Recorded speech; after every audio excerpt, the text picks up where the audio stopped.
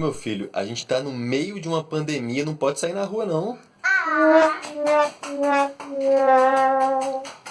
Com você, a Graça da Rua! Online.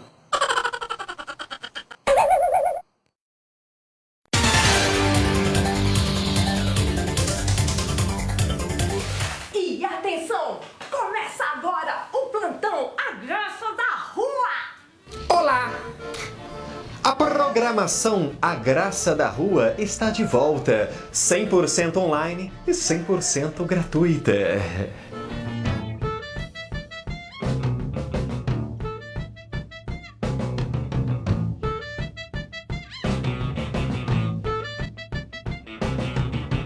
A programação está toda concentrada no mês de agosto.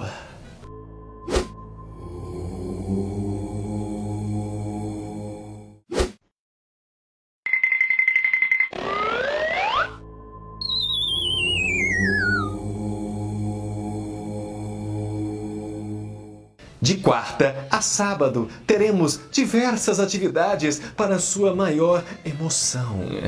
Mas que horas que é mesmo? Será tudo às 16 horas. Às quartas-feiras teremos rodas de conversa com temáticas consonantes à linguagem da palhaçaria. Mas que horas que é mesmo? Será às 16 horas. Às quintas-feiras teremos live com os artistas. Que horas que é mesmo? Sempre às 16 horas! Às sextas-feiras teremos oficinas de arte. E que horas que é mesmo? Às 16 horas! E aos sábados teremos espetáculos.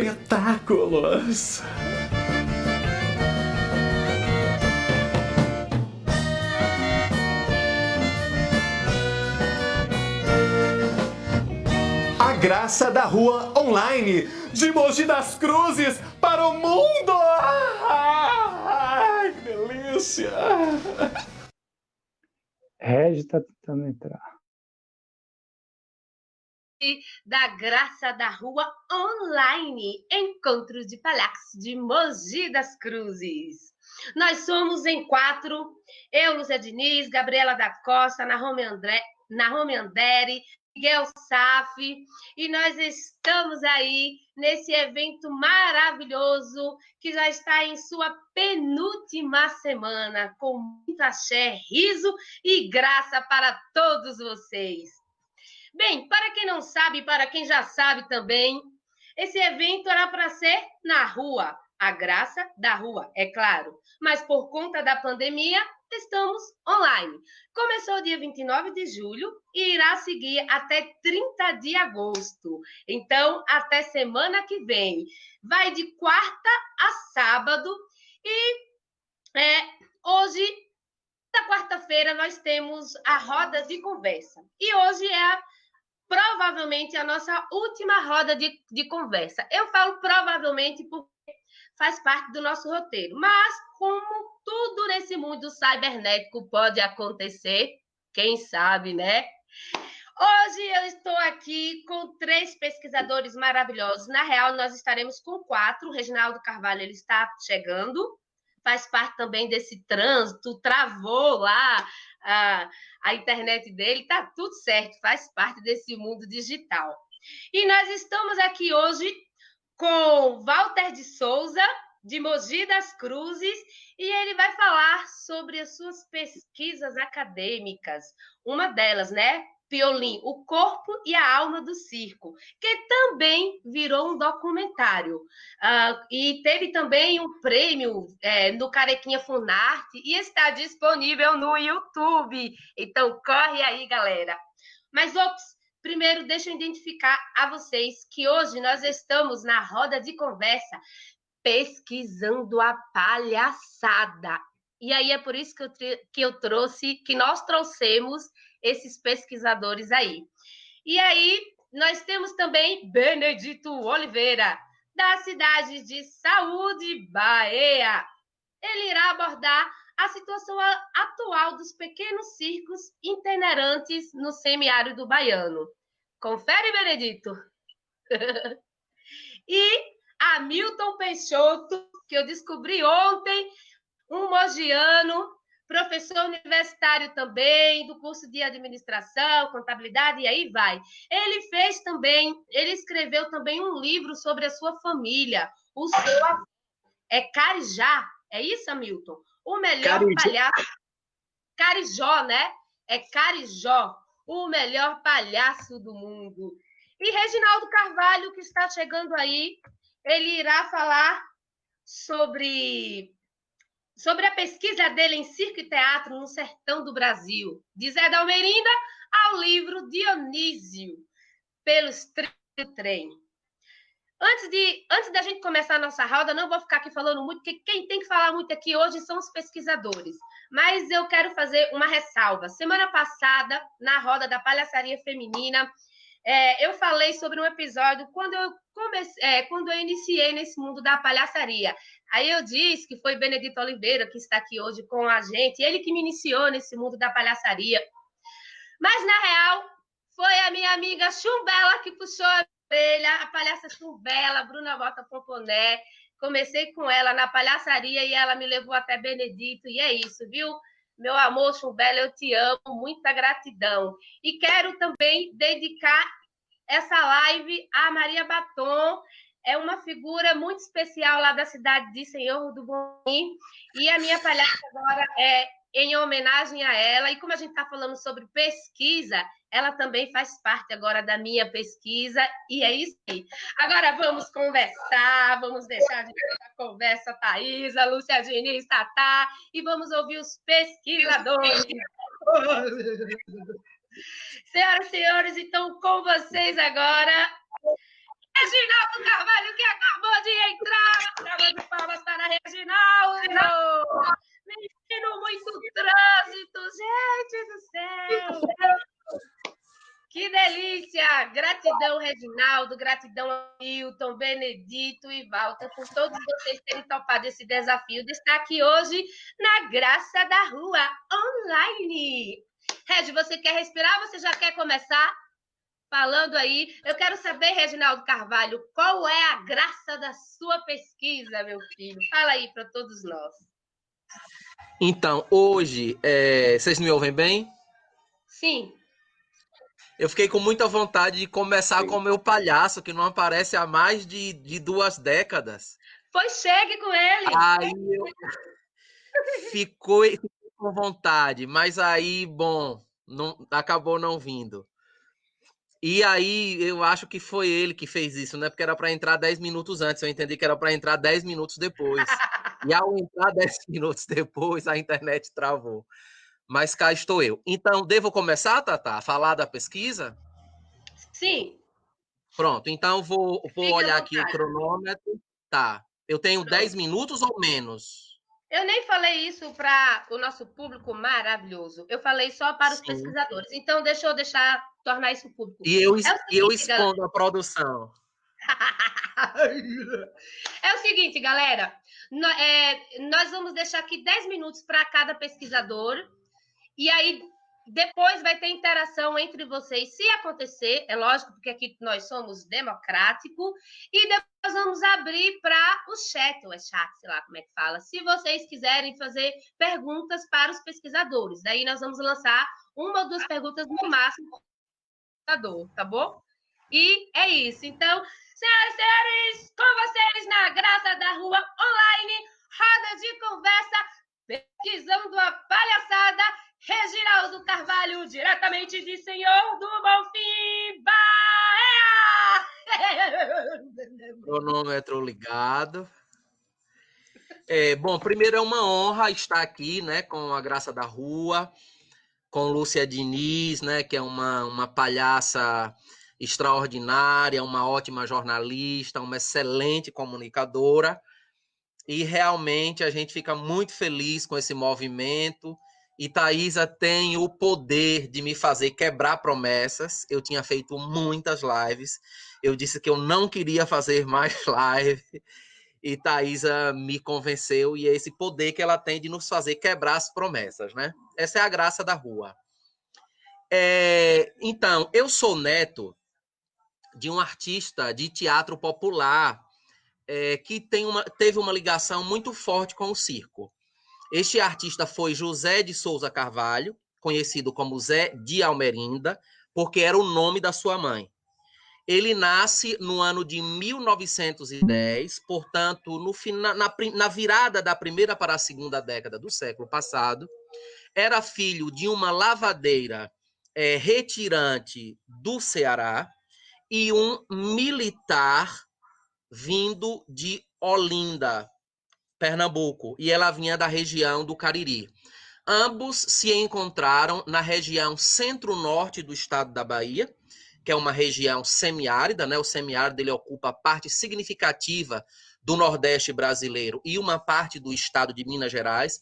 Então, é uma região com índices de desenvolvimento e econômicos muito particulares, em função não da escassez de água, esses índices, mas em razão da política equivocada e de exploração que se fez do semiárido a partir desta particularidade climática, que nada mais é do que uma característica que, com investimento de políticas públicas, como acontece em outras partes do mundo, poderia ter um desenvolvimento parecido com qualquer outra região do Brasil, por mais que tivesse água. Até porque nós temos muitos rios, os rios subterrâneos, etc., né? Então, Zé da Almerinda nasce nesse contexto, uma cidade que hoje tem 80 mil habitantes, mas que no período tinha menos de 7 mil habitantes. Então, era uma cidade muito pequena. Era uma cidade muito pequena que tinha passado por um processo de emancipação política, na época do seu nascimento, há pouco mais de 3 décadas, né? Então, Zé da Almerinda, ele tem 2 irmãos, ele é o caçula, e ele demonstra uma sensibilidade com as artes, com a natureza. Então, ele aprendeu a arte da sapataria, produzia sapatos, produzia pequenos caixões de defunto para as famílias pobres. Vamos imaginar que o desenvolvimento econômico dessa região semiárida no período era muito diferente do que é hoje. Então, havia realmente muita pobreza. O Zé da Almerinda ajudava na produção desses caixões, sobretudo quando eram famílias pobres. Ele aplicava injeções, soltava balão, escrevia cartas, porque a cidade tinha poucas pessoas alfabetizadas, o número de escolas era muito reduzido, e essas escolas eram mais destinadas a uma elite econômica do município, né, dos filhos dos coronéis, né, enfim, dos latifundiários. Não era todo mundo que tinha acesso à escola. Então, Zé da Almerinda se alfabetizou e ele usava isso para ajudar outras pessoas escrevendo cartas. Acontece que, na virada dos anos 30 para os anos 40, passa no município de Senhor do Bonfim o Circo Meridiva. Era um circo que tinha em torno de 30 artistas, e o circo chega na cidade e fica aproximadamente 10 dias, né? Não é possível precisar exatamente quanto tempo o circo ficou. A verdade é que Zé da Almerinda segue esse circo, adentrando uma parte da estrada de ferro que conecta. Nós temos a estrada de ferro São Francisco, que liga o Mar da Bahia ao Rio do Sertão, Rio São Francisco, na cidade de Juazeiro Petrolina, conhecida de norte a sul, porque foi cantada por muitos artistas, de Luiz Gonzaga, Geraldo Azevedo, Caetano Veloso, enfim. E esta estrada de ferro, ela cortava várias vilas, comunidades rurais, mas 5 principais cidades: Alagoinhas, Serrinha, Senhor do Bonfim e Juazeiro. Mas havia um entroncamento em Senhor do Bonfim que conectava com a cidade de Jacobina, mais próximo da Chapada, com o adentramento de uma outra estrada que chegaria ao norte de Minas. Então ele chega até a cidade de Miguel Calmon. E na cidade de Miguel Calmon, depois de presenciar uma cena de violência, de violência contra a mulher, ele deixa o circo. Né, uma violência que teria sido cometida, segundo os relatos, pelo proprietário do circo contra sua esposa. Então, Zé da Almerinda passa apenas 6 meses no circo. Mas ele não foi sozinho, ele foi com um amigo de quem se sabe pouco ainda. E esse amigo era o João Palhaço. Então, se trata de um palhaço do município de Senhor do Bonfim, foi para o Circo Meridiva com Zé da Almerinda, mas que nós não temos notícias, né, do segmento, da trajetória artística de João Palhaço. Acontece que Zé da Almerinda faz dupla com ele, né, no Picadeiro, mas a sua habilidade maior era com melodrama. Então ele começa a fazer adaptações de temas dramatúrgicos ou mesmo se colocar na interpretação de linguagens outras, como o próprio cordel, né, e casos populares, a exemplo do cordel A Louca do Jardim, né, que segundo o Marco Camarote é o cordel mais montado nos circos do Nordeste, como ele aponta lá no palco no Picadeiro. Acontece que Zé da Almerinda, ao voltar para Senhor do Bonfim, ele faz um quintal teatro. Vai trabalhar na Estrada de Ferro e ele manda fazer umas cadeiras, um tablado e exercita a estética, né, do, aspas, circo-teatro no quintal da sua casa.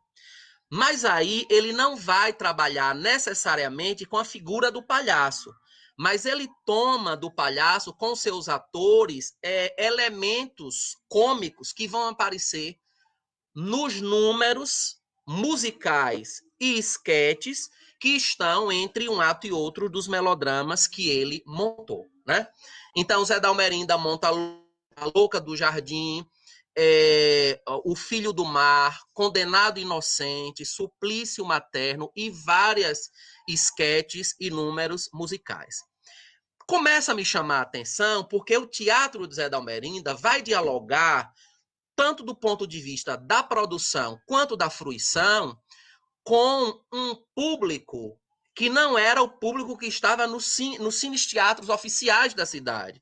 Esses cines-teatros recebiam desde a última parte do século XIX, né, no chamado Teatrinho do Municipal, o prédio da Câmara e da Cadeia, que é construído em 1850. Então ele começa a receber, pouco tempo depois da invenção dos irmãos Lumière, a cidade começa a receber os cinematógrafos itinerantes no Teatrinho do Municipal. E logo em seguida, companhias de teatro e companhias de circo que eram armados numa praça em frente ao Paço Municipal. Era uma espécie de centro cultural da cidade. Uma das pessoas que trabalhou nesse espaço foi ninguém menos que Assis Valente, o grande compositor brasileiro, né? Oriundo do Recôncavo, que reside em Senhor do Bonfim e faz teatro, e que sai daqui na década de 20, meados da década de 20, depois de ser praticamente expulso ao recitar os versos anticlericais do poeta português Guerra Junqueiro. Bom, acontece que Zé da Almerinda ele vai trabalhar com artistas que eram de um outro extrato social.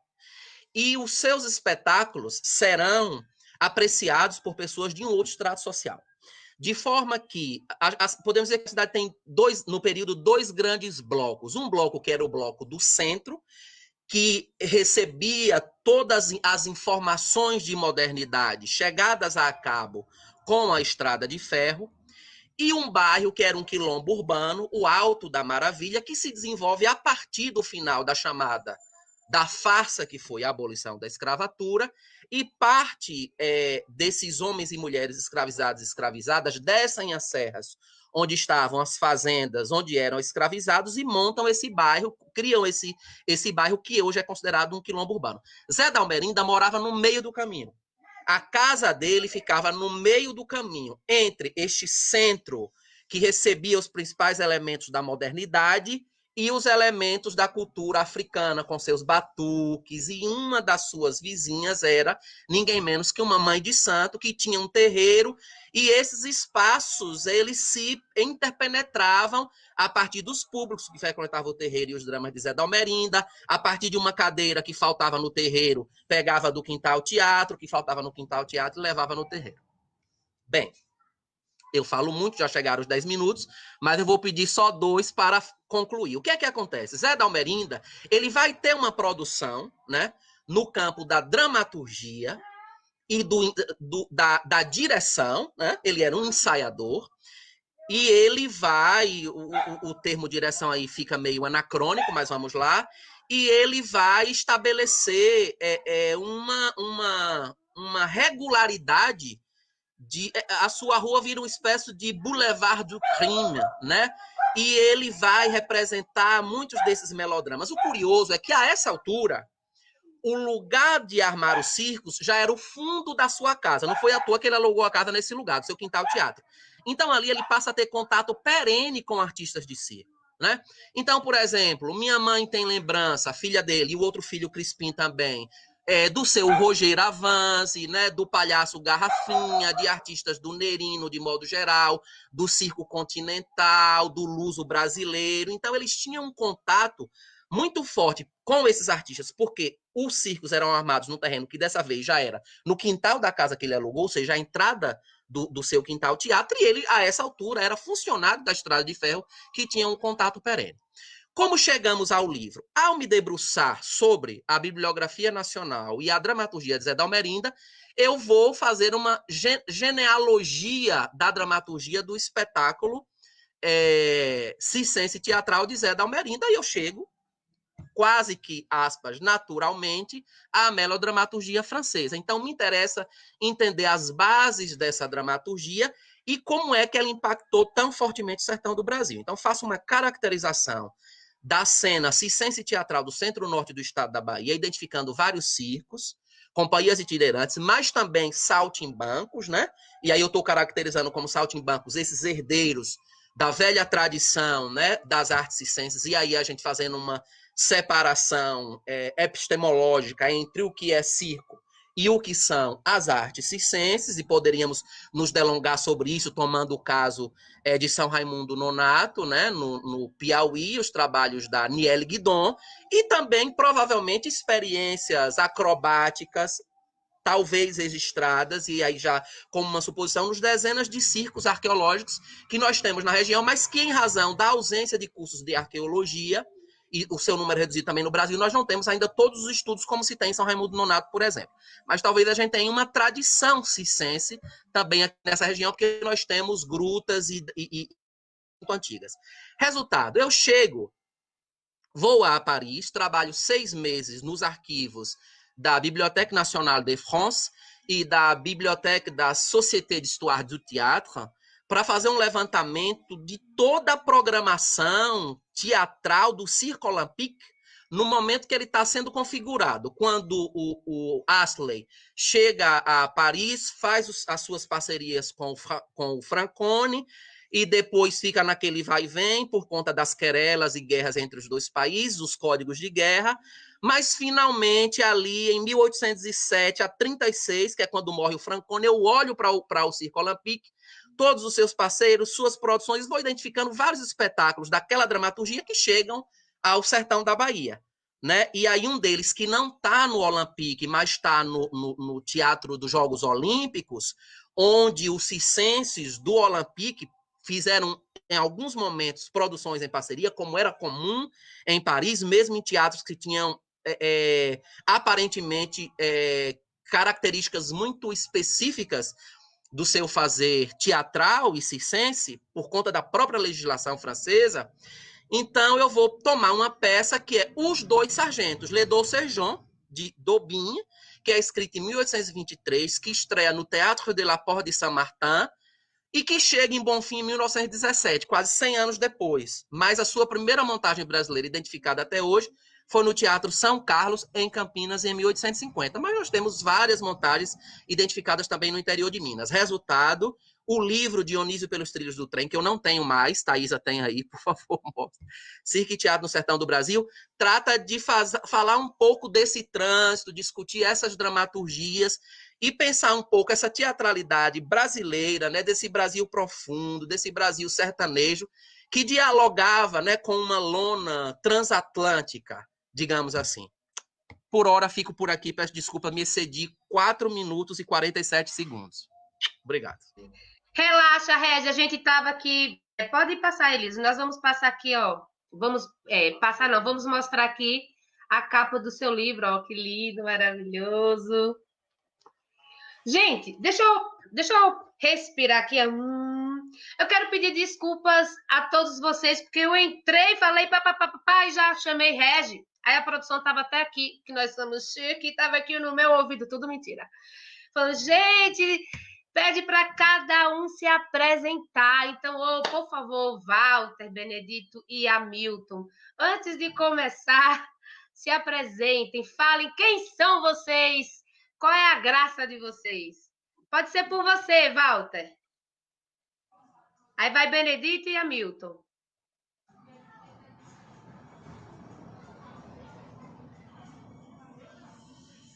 O áudio não dá para a gente ouvir você está com o seu áudio desligado.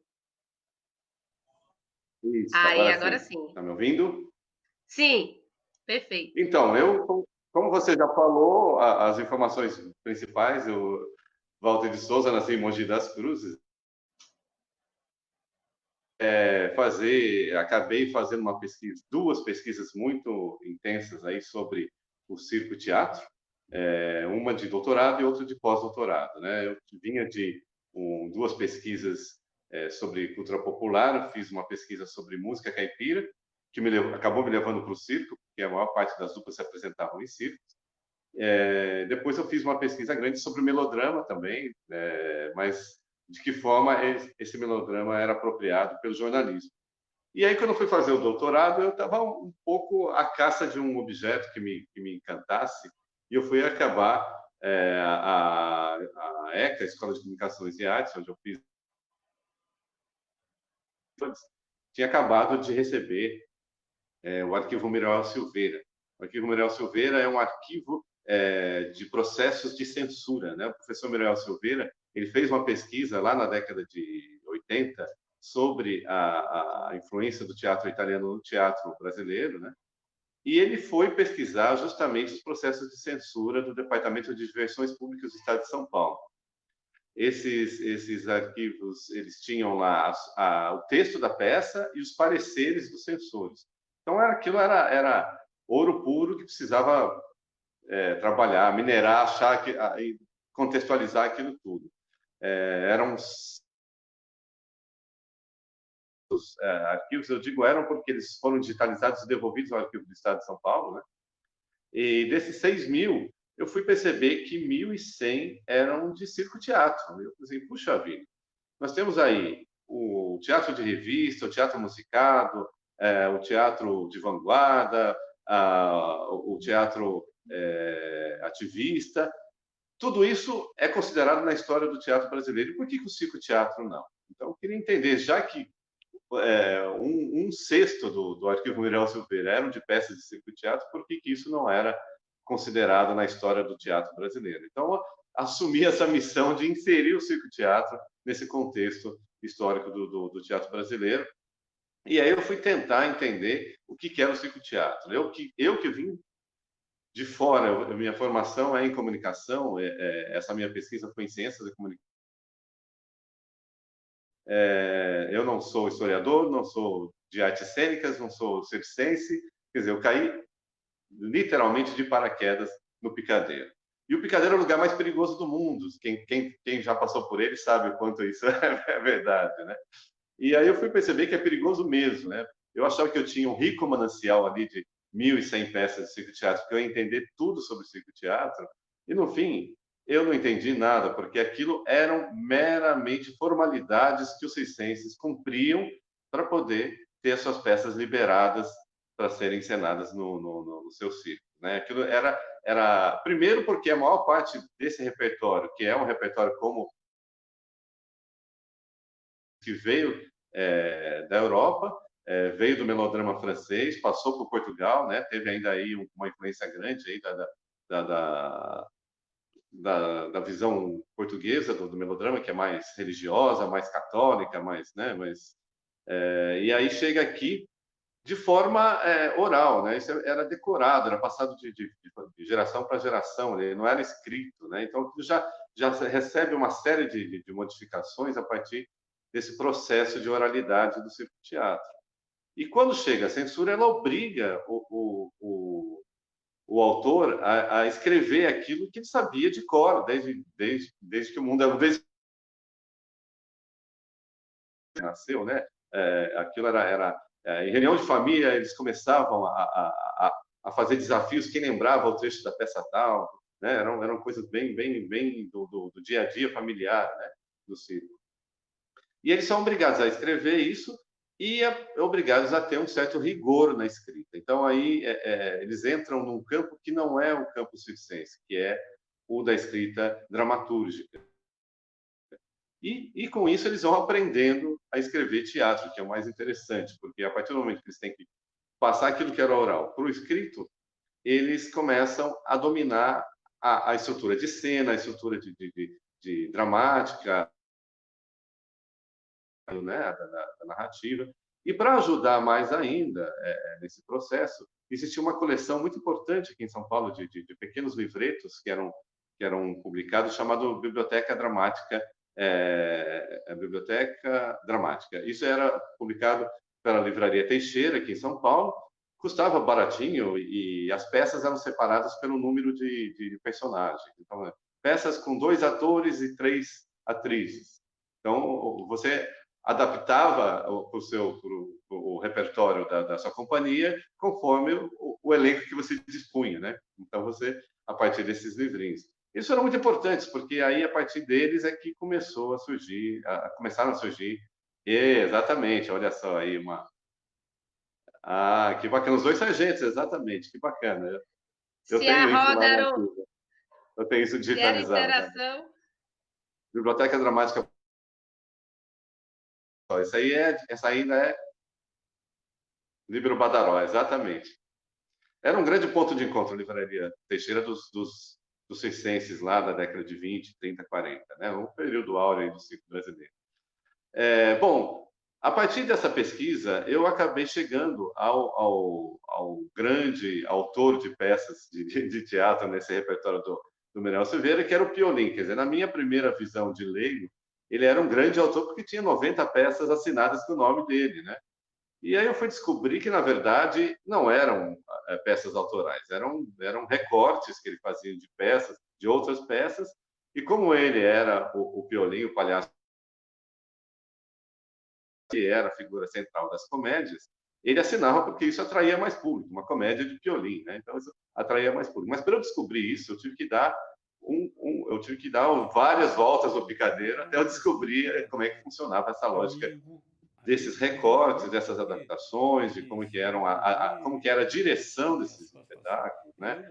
Como é que as coisas aconteciam, como é que era a marcação de cena, como é que funcionava aquela coisa do ponto, né? Porque até determinado período, as peças de teatro, elas tinham a figura do ponto, que era aquela figura que ficava soprando o texto para os atores. Isso no teatro, no circo, o ponto era o único que tinha o texto. Ele tirava o texto dos atores, ele fazia uma espécie de marcação de cena, né? E o Piolim, o que me intrigava também, o que me levou a me aprofundar bastante no Piolim, é o quanto ele conseguia fazer uma intermediação entre a cultura popular, que era a cultura do circo em si, e a cultura que contextualiza o circo, que é justamente as dramatizações populares de rua que vão para dentro do circo. Ele vai intermediar esse universo no qual ele nasceu com o universo da cultura erudita, porque ele foi um grande amigo do Mário de Andrade, dos modernistas, e ele foi, inclusive, tomado como referência do que seria, na visão dos modernistas, de uma cultura genuinamente brasileira. Então, por isso, os modernistas vão celebrar lá naquele famoso almoço do vamos deglutir, vamos comer Piolim, né, que acontece lá em 1929, lá no salão de chá do Mapping Stores, lá em São Paulo, né? E aí eles fazem essa coisa, o Oswald de Andrade tem essa ideia de que vamos deglutir Piolim para que a gente possa se alimentar de uma cultura genuína, que é essa cultura circense. Então, como é que ele conseguia fazer essa intermediação? E, ao mesmo tempo, o Piolim ele vai levar para o circo-teatro, algo que nem o Mário de Andrade percebeu, ele vai levar uma influência da cultura de massa. Ele vai, por exemplo, levar as fitas de cinema, as fitas de faroeste para dentro do picadeiro. Então, ele consegue, numa mesma cena, aquilo que é popular, aquilo que é erudito e aquilo que é de massa. Então, essa foi o meu grande interesse pelo Piolim, que acabou rendendo este livro, que Eu lancei, hoje faz exatamente 5 anos que eu publiquei este livro, que eu lancei este livro, Piolim, o Corpo e a Alma do Circo, que é a síntese dessa pesquisa de pós-doutorado, e que acabou me levando para dentro também do universo do circo. E, em função dessa pesquisa, eu fui parar no Centro de Memória do Circo, lá com a Verônica Tamaoki, e lá nós desenvolvemos uma pesquisa muito interessante em 2010 e 2011, que se chamou Entre Risos e Lágrimas, o teatro. Aí nós começamos, a primeira etapa foi resgatar as entradas circenses, as entradas tradicionais. Nós chamamos palhaços, que nós chamamos, na época nós demos o nome de palhaços mestres, né? Participou o seu Roger Avance, o seu Benedito Hispano, o Pururuca, que foi o palhaço que eu assistia na televisão quando eu era criança, né? Para que eles encenassem essas entradinhas e a gente fizesse um registro dessas entradas tradicionais. Isso foi essencial para entender, para que eu entendesse a dramaturgia circense, o circo-teatro. E aí foi a minha. Eu não sei, você está fazendo, quem está fazendo a cronometragem do tempo aí, que eu acho que eu já extrapolei também os meus 10 minutos. Ô, Walter, só para encerrar, fala um pouco do seu novo livro aí, da Nina, o seu livro infantil maravilhoso também. A gente tem uma imagem, e enquanto você estava falando, a gente passou um pouco das imagens do documentário do Piolim.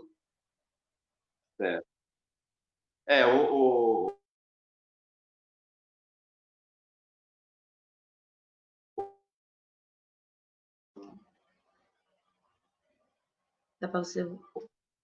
Oi, vocês me ouvem? Oi. Sim, agora sim, você deu uma travadinha, mas tudo certo, faz parte. Voltando. É o seguinte.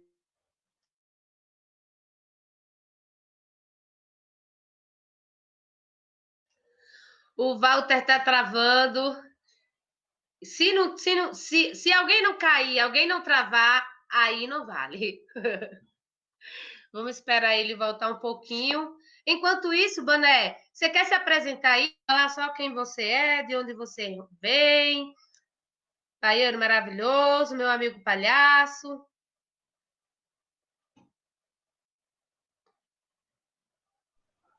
E aí, Walter não retornou. A gente já segue direto, como é? Vamos seguir, né? Eu havia pedido para que cada um se apresentasse, mas vamos seguir. Eu acabei levando alguns palhaços para... Voltou? Vou deixar... Ai, meu Deus, socorro, segura o Walter. Vamos lá, Walter. Voltou ou não voltou? Deixa eu ver.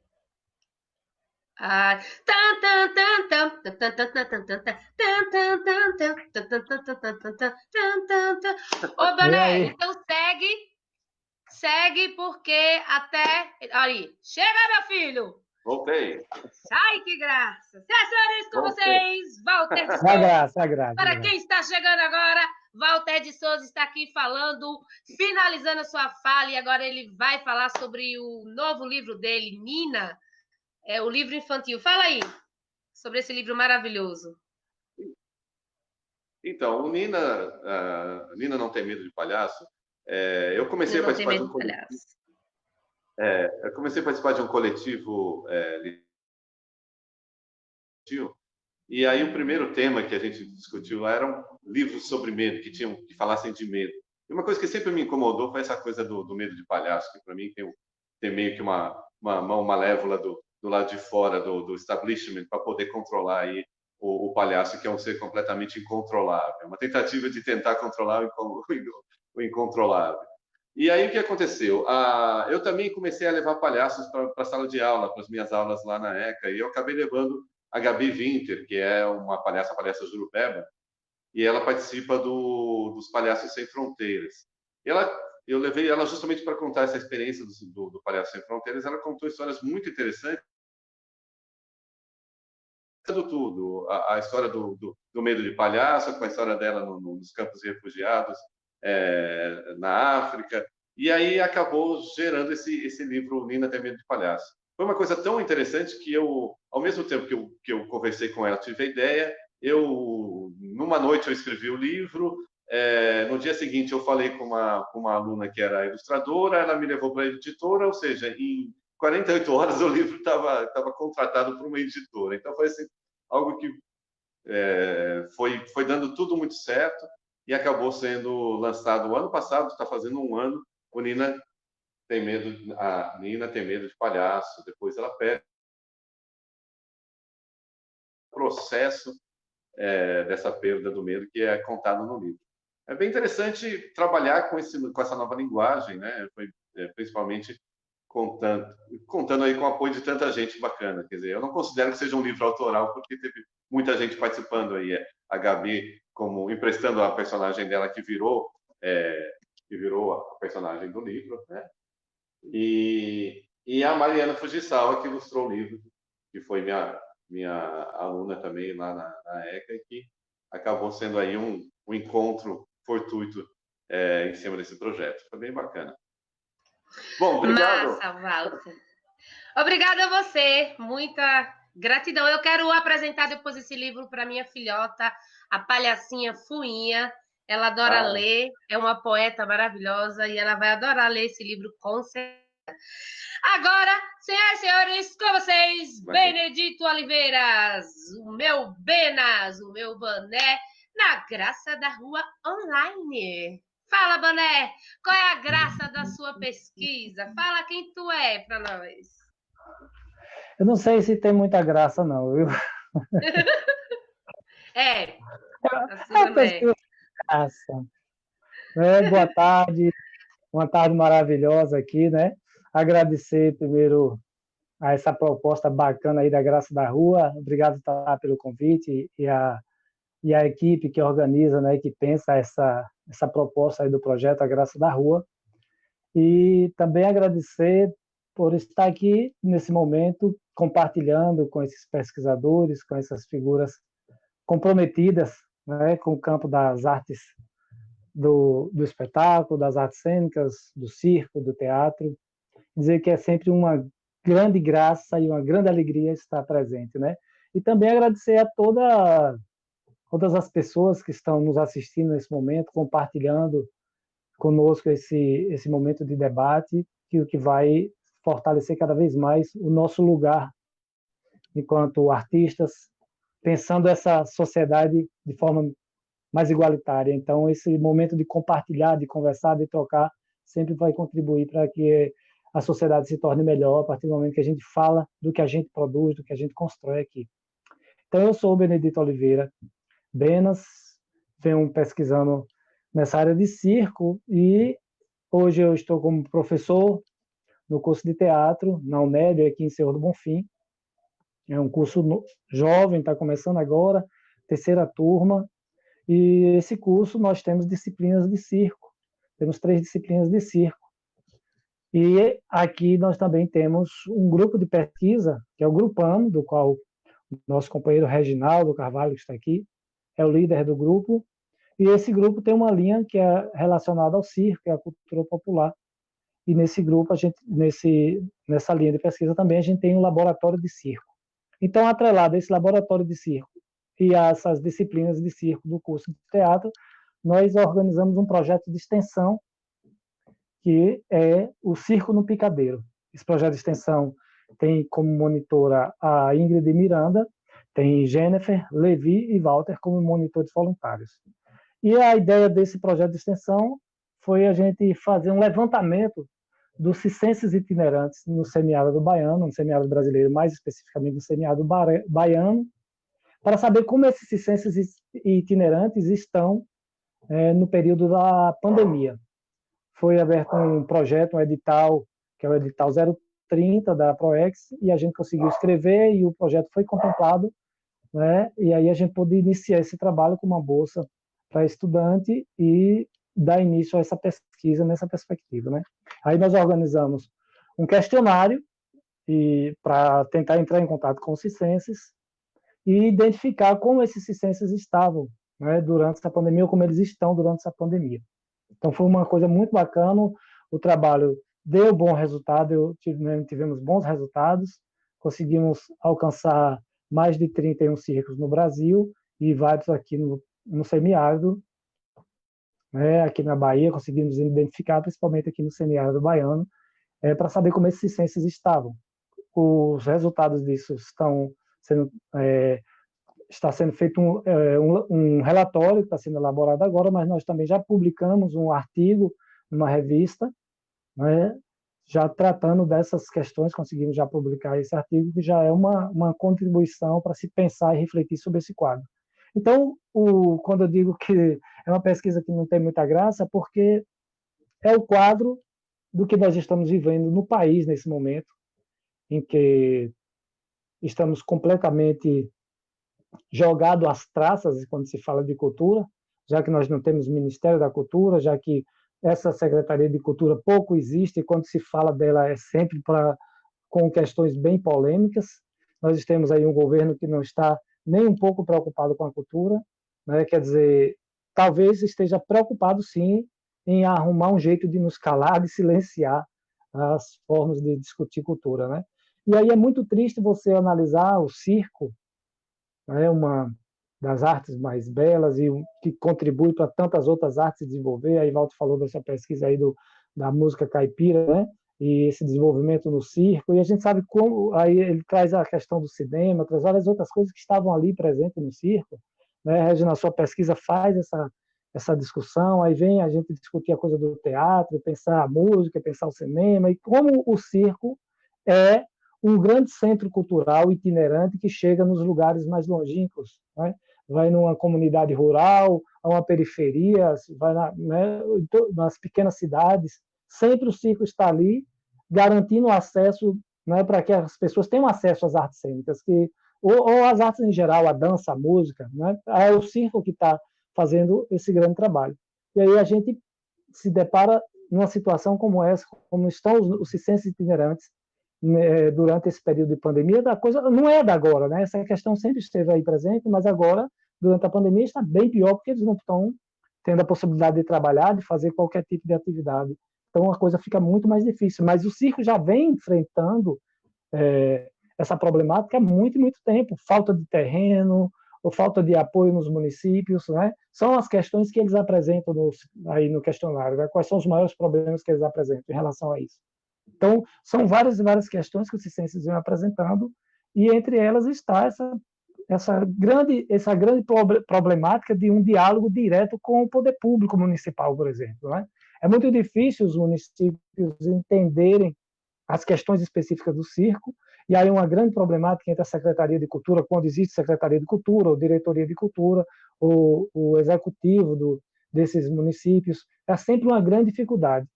E agora, durante a pandemia, tem sido do mesmo jeito, as dificuldades são imensas. Agora, para se conseguir, por exemplo, em relação à Lei Aldir Blanc, como é que os circos conseguirem serem contemplados, tem sido a maior dificuldade, de os municípios não quererem aceitar aquele circense que está ali, porque o circo não é do município, porque ele está em itinerância, como é que resolve essas questões. Então, são problemáticas que ainda estão sendo debatidas para se resolver aqui, e a questão está cada vez mais complexa, né? E muitos circenses estão vivendo de doações das comunidades, né? São as pessoas das comunidades que estão doando cestas básicas, fazendo contribuições em dinheiro, de alguma forma, e foram esses os resultados que a gente foi identificando durante esse projeto. E uma das preocupações maiores era em relação à criança e adolescentes circenses, né? A preocupação também com os idosos, mas principalmente com as crianças e adolescentes, como eles estavam em relação a isso. Então, dos resultados que nós tivemos, muitos não estão matriculados. Os que estão matriculados em escolas particulares.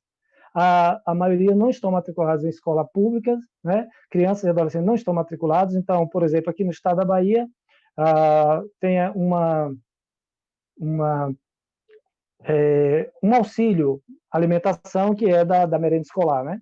Para os estudantes da escola da rede estadual. Esses circenses não estão matriculados, esses adolescentes, eles não têm direito a receber esse auxílio. É mais uma dificuldade, né? Em relação a isso também, a questão municipal. Aí você vai tratar de saúde, de questões de saúde. Então, são vários e vários problemas que nós temos identificado, não só nessa pesquisa, mas agora, durante a pandemia, isso tem se tornado muito mais difícil.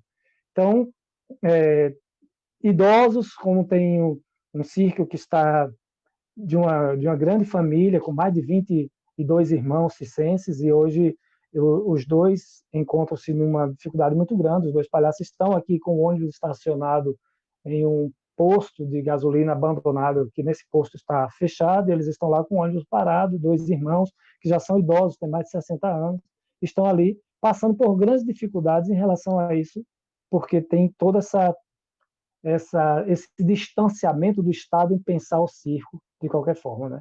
Então, o nosso projeto de extensão, Circo e Pandemia, veio com essa perspectiva de pensar até mais pautado na questão social, né, desse direito à saúde, direito à educação, direito a ser cidadão, que está sendo negado para os circenses itinerantes durante esse momento. Não, sempre ressaltando, dizer, não só durante essa pandemia, né? O quadro é muito grave, e aí a nossa intenção, enquanto laboratório de circo, enquanto professores nesse curso de teatro que tem disciplinas de circo, que a gente vem, né, e pesquisadores de circo, é a gente pensar quais as possibilidades de fortalecimento desse lugar do circo, para que a gente possa estar contribuindo cada vez mais para o desenvolvimento dessa arte. E aí, uma das coisas que a gente vem pensando aqui no grupo de pesquisa, né, no Grupano, e o colegiado de teatro, a gente está pensando a construção de um curso superior de circo na UNEB, aqui em Senhor do Bonfim. Então, nós já temos uma equipe, né, de professores que fazem parte dessa comissão. Nós estamos construindo, né, eu e o professor Reginaldo, que está aqui, fazemos parte dessa comissão, nós estamos construindo, né, um curso, um projeto para a criação de uma graduação de um curso de circo aqui na UNEB, Senhor do Bonfim. E com essa perspectiva a gente quer formar um professor que, assim como o professor formado em dança, em artes visuais, em música, em teatro, tem uma especialidade para trabalhar com a arte na educação básica, nós queremos formar um professor de arte que tem uma especialidade na área de circo. E esse professor possa estar na educação básica e em outros espaços, né? Não só para a educação, mas uma formação ampla enquanto artista, mas especificamente que a gente trabalhe a educação. Porque a partir do momento que o currículo entende o circo como área de conhecimento específica e respeita essa área de conhecimento e valoriza essa área de conhecimento, consequentemente, nós vamos construindo uma possibilidade de ver o circo em uma outra perspectiva. Então, a gente entende que o processo se passa pela formação, e a partir da formação, a gente vai construindo esse lugar de repensar e de reviver o circo em uma outra perspectiva. Então, todas essas pesquisas das quais a gente vai construindo, fazendo parte, e aí a gente já está aqui trocando figurinhas e precisamos aí dos trabalhos que vocês já produziram, né, para que a gente tenha acesso, a gente possa estar também socializando esse trabalho, como assim o trabalho de Reginaldo, que está chegando até vocês, e outras tantas pesquisas que daqui a pouco vai estar chegando até vocês também.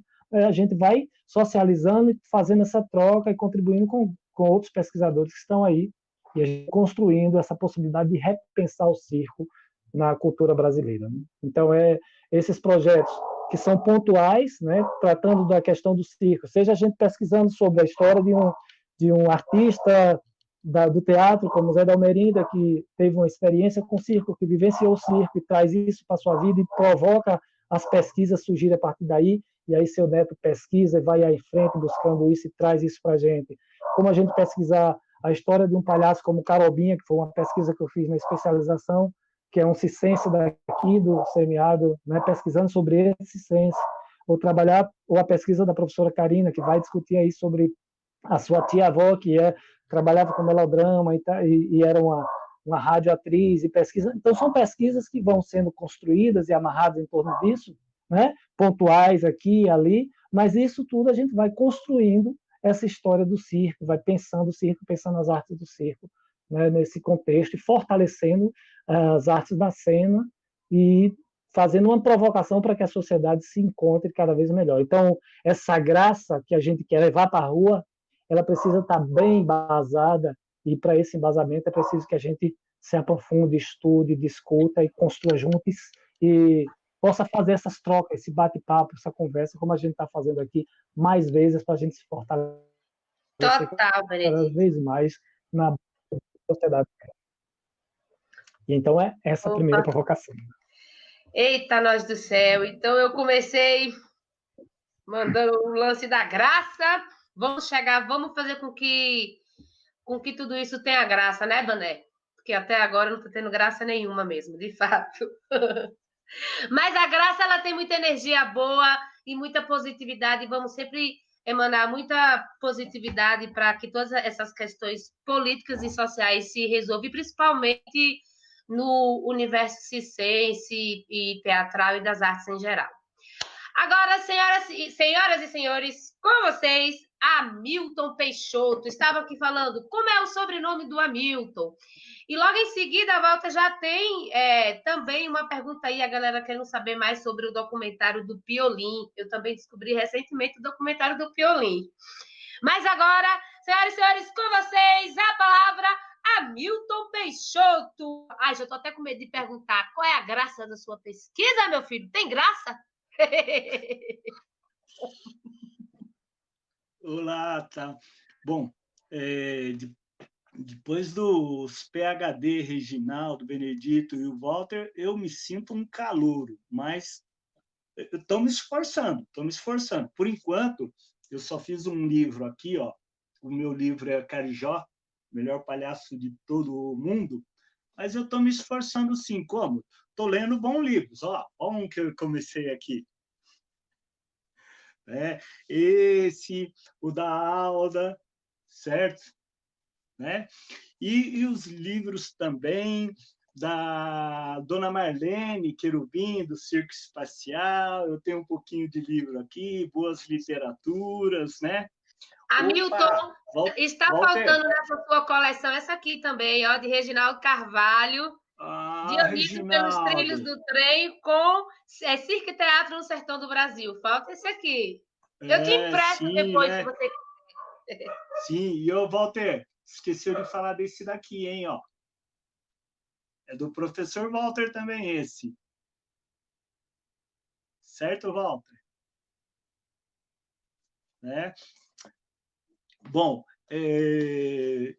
eu, na verdade, a minha pesquisa foi sobre como surgiu, porque o meu bisavô tinha um circo.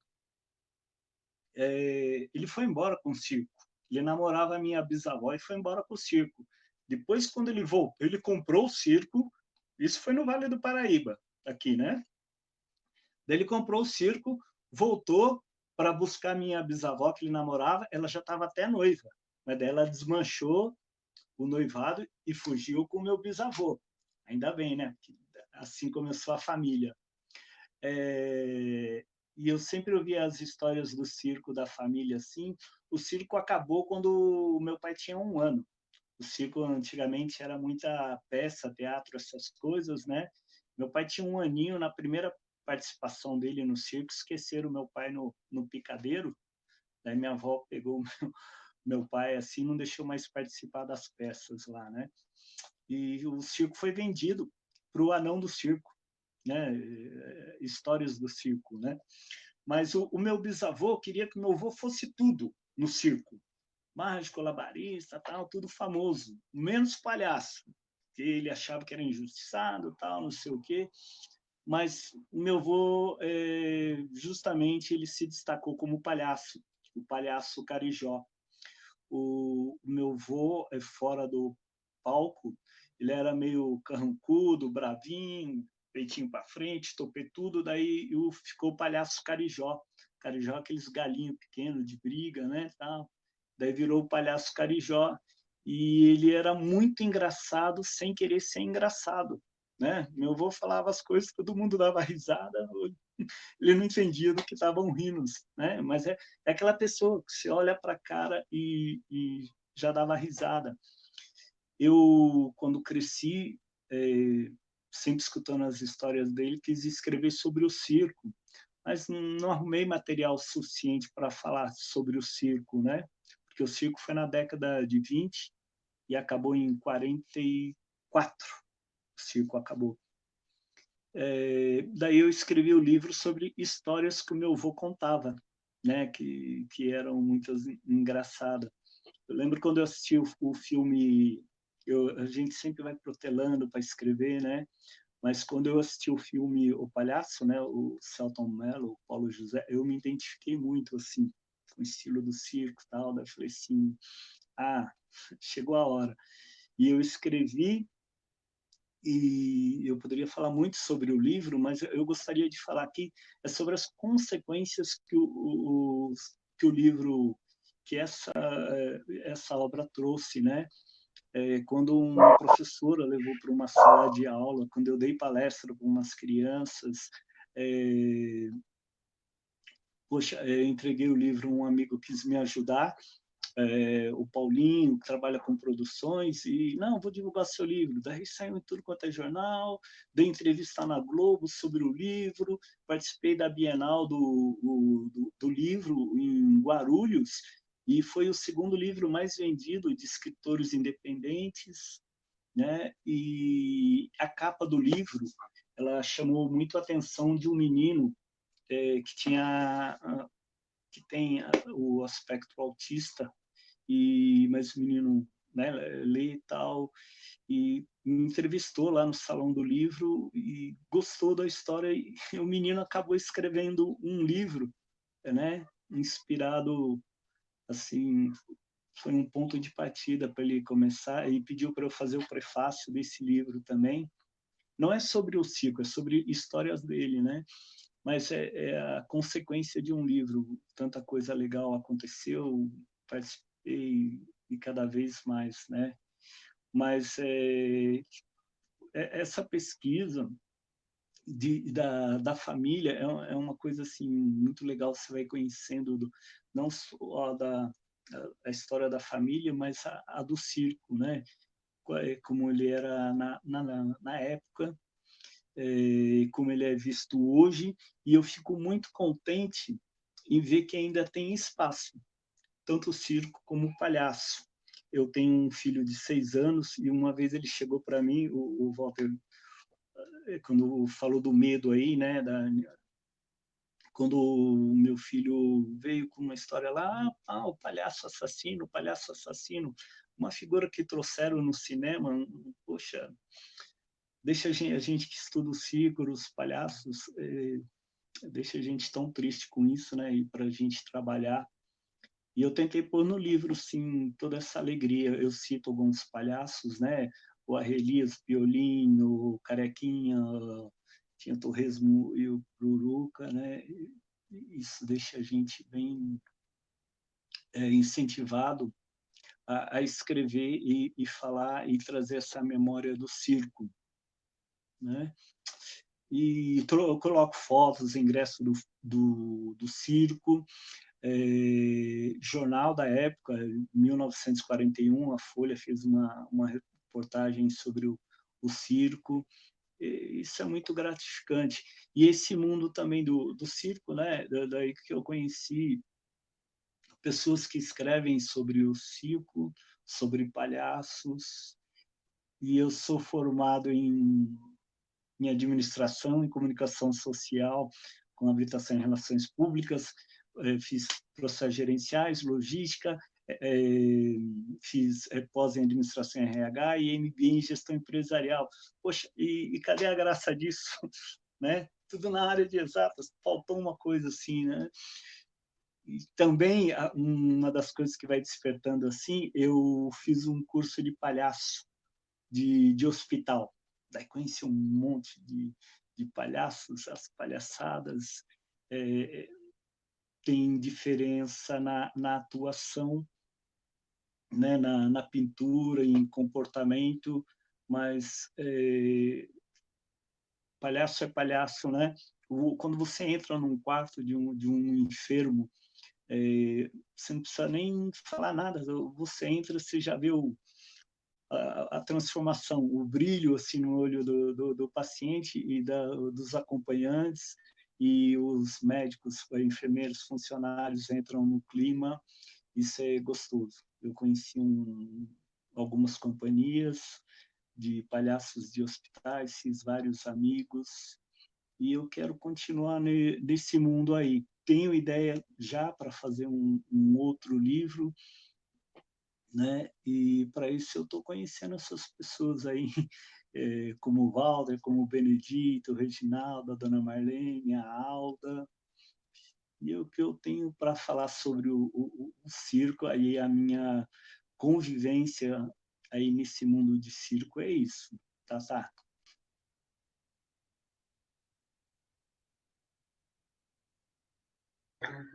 Aí, voltei. Ai, que lindo! Nossa, são histórias lindas e eu acho que as histórias elas se cruzam. Regi vem lá com a pesquisa dele de 40, chega aqui no Piolim, a história da sua família também. E Benedito chega com a atualidade, infelizmente, com as mazelas da atualidade.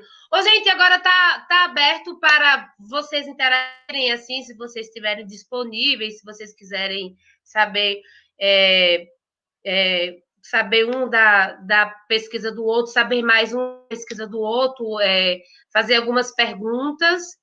E é isso. Aí, a galera aí também que quiser enviar perguntas aqui, ou no chat do YouTube, ou então no Facebook, pode começar a enviar as perguntas, que daí eu vou falando aqui para os nossos maravilhacos pesquisadores, escritores, palhaços, arte educadores. Está recheada de graça essa roda de conversa. E é isso, vocês têm algumas questões para abordar. Eu vi que Benedito ele fez ali, ele já chegando, não foi, Mané? Já provocando. Quem quer começar aí falando sobre as questões de Benedito? O Walter, ele acabou de cair, mas a galera está aqui querendo saber sobre o documentário, para ele explicar melhor sobre esse documentário. Pode falar, Mané. Não, é isso, estamos abertos para esse bate-papo, né? Para a gente ir compreendendo melhor isso. Isso aí, e já aproveitar que a gente está nessa pegada, fazer essa provocação mais uma vez aí para as pessoas, né? Gente, a lei foi aprovada, as coisas estão em andamento, mas o circo continua parado, o pessoal continua sem trabalhar e precisando de apoio, né? Então, todo apoio possível que vocês puderem, né? Nesse momento, para os circenses itinerantes que estão aí nas cidades, parados, em sua cidade, veja se tem um circo parado, como é que esse pessoal está, né? Dar esse apoio nesse momento, porque a situação não está boa, né? Então, uma cesta básica dá para segurar a onda ali uma semana, duas e tal, mas a coisa continua difícil, porque se não tem espetáculo, não tem ingresso, não tem como segurar essa onda, né? Então, se você está aí na sua cidade e percebe que tem um circo, vai lá, pergunta como é que o pessoal está e tenta dar um apoio, né? Fazer continuar a campanha nessa perspectiva. E estamos aqui para bater esse papo, né? Fiquei muito aí curioso, também quero ter acesso, viu, Hamilton, aí, Walter, as suas obras, né? Para a gente ter acesso a esse material aqui também. Vamos ver como é que a gente organiza. Vocês ainda têm esses livros, como a gente consegue, né? Para a gente ter esse material para contribuir com a nossa biografia aqui também, para a gente continuar as discussões. Hashtag vamos ajudar a classe artística, hashtag vamos ajudar a galera do circo. E é isso aí. Ô, Walter, a galera tá aqui querendo saber que documentário? Fala aí mais sobre esse documentário. Explica aí melhor, porque esse lance de 10 minutos. Ai, meu Deus do céu, esse negócio pulando 10, nanana. E aí o tempo ficou curto. Fala aí pra galera sobre o seu documentário, né? Que veio do seu livro, Piolim e tal.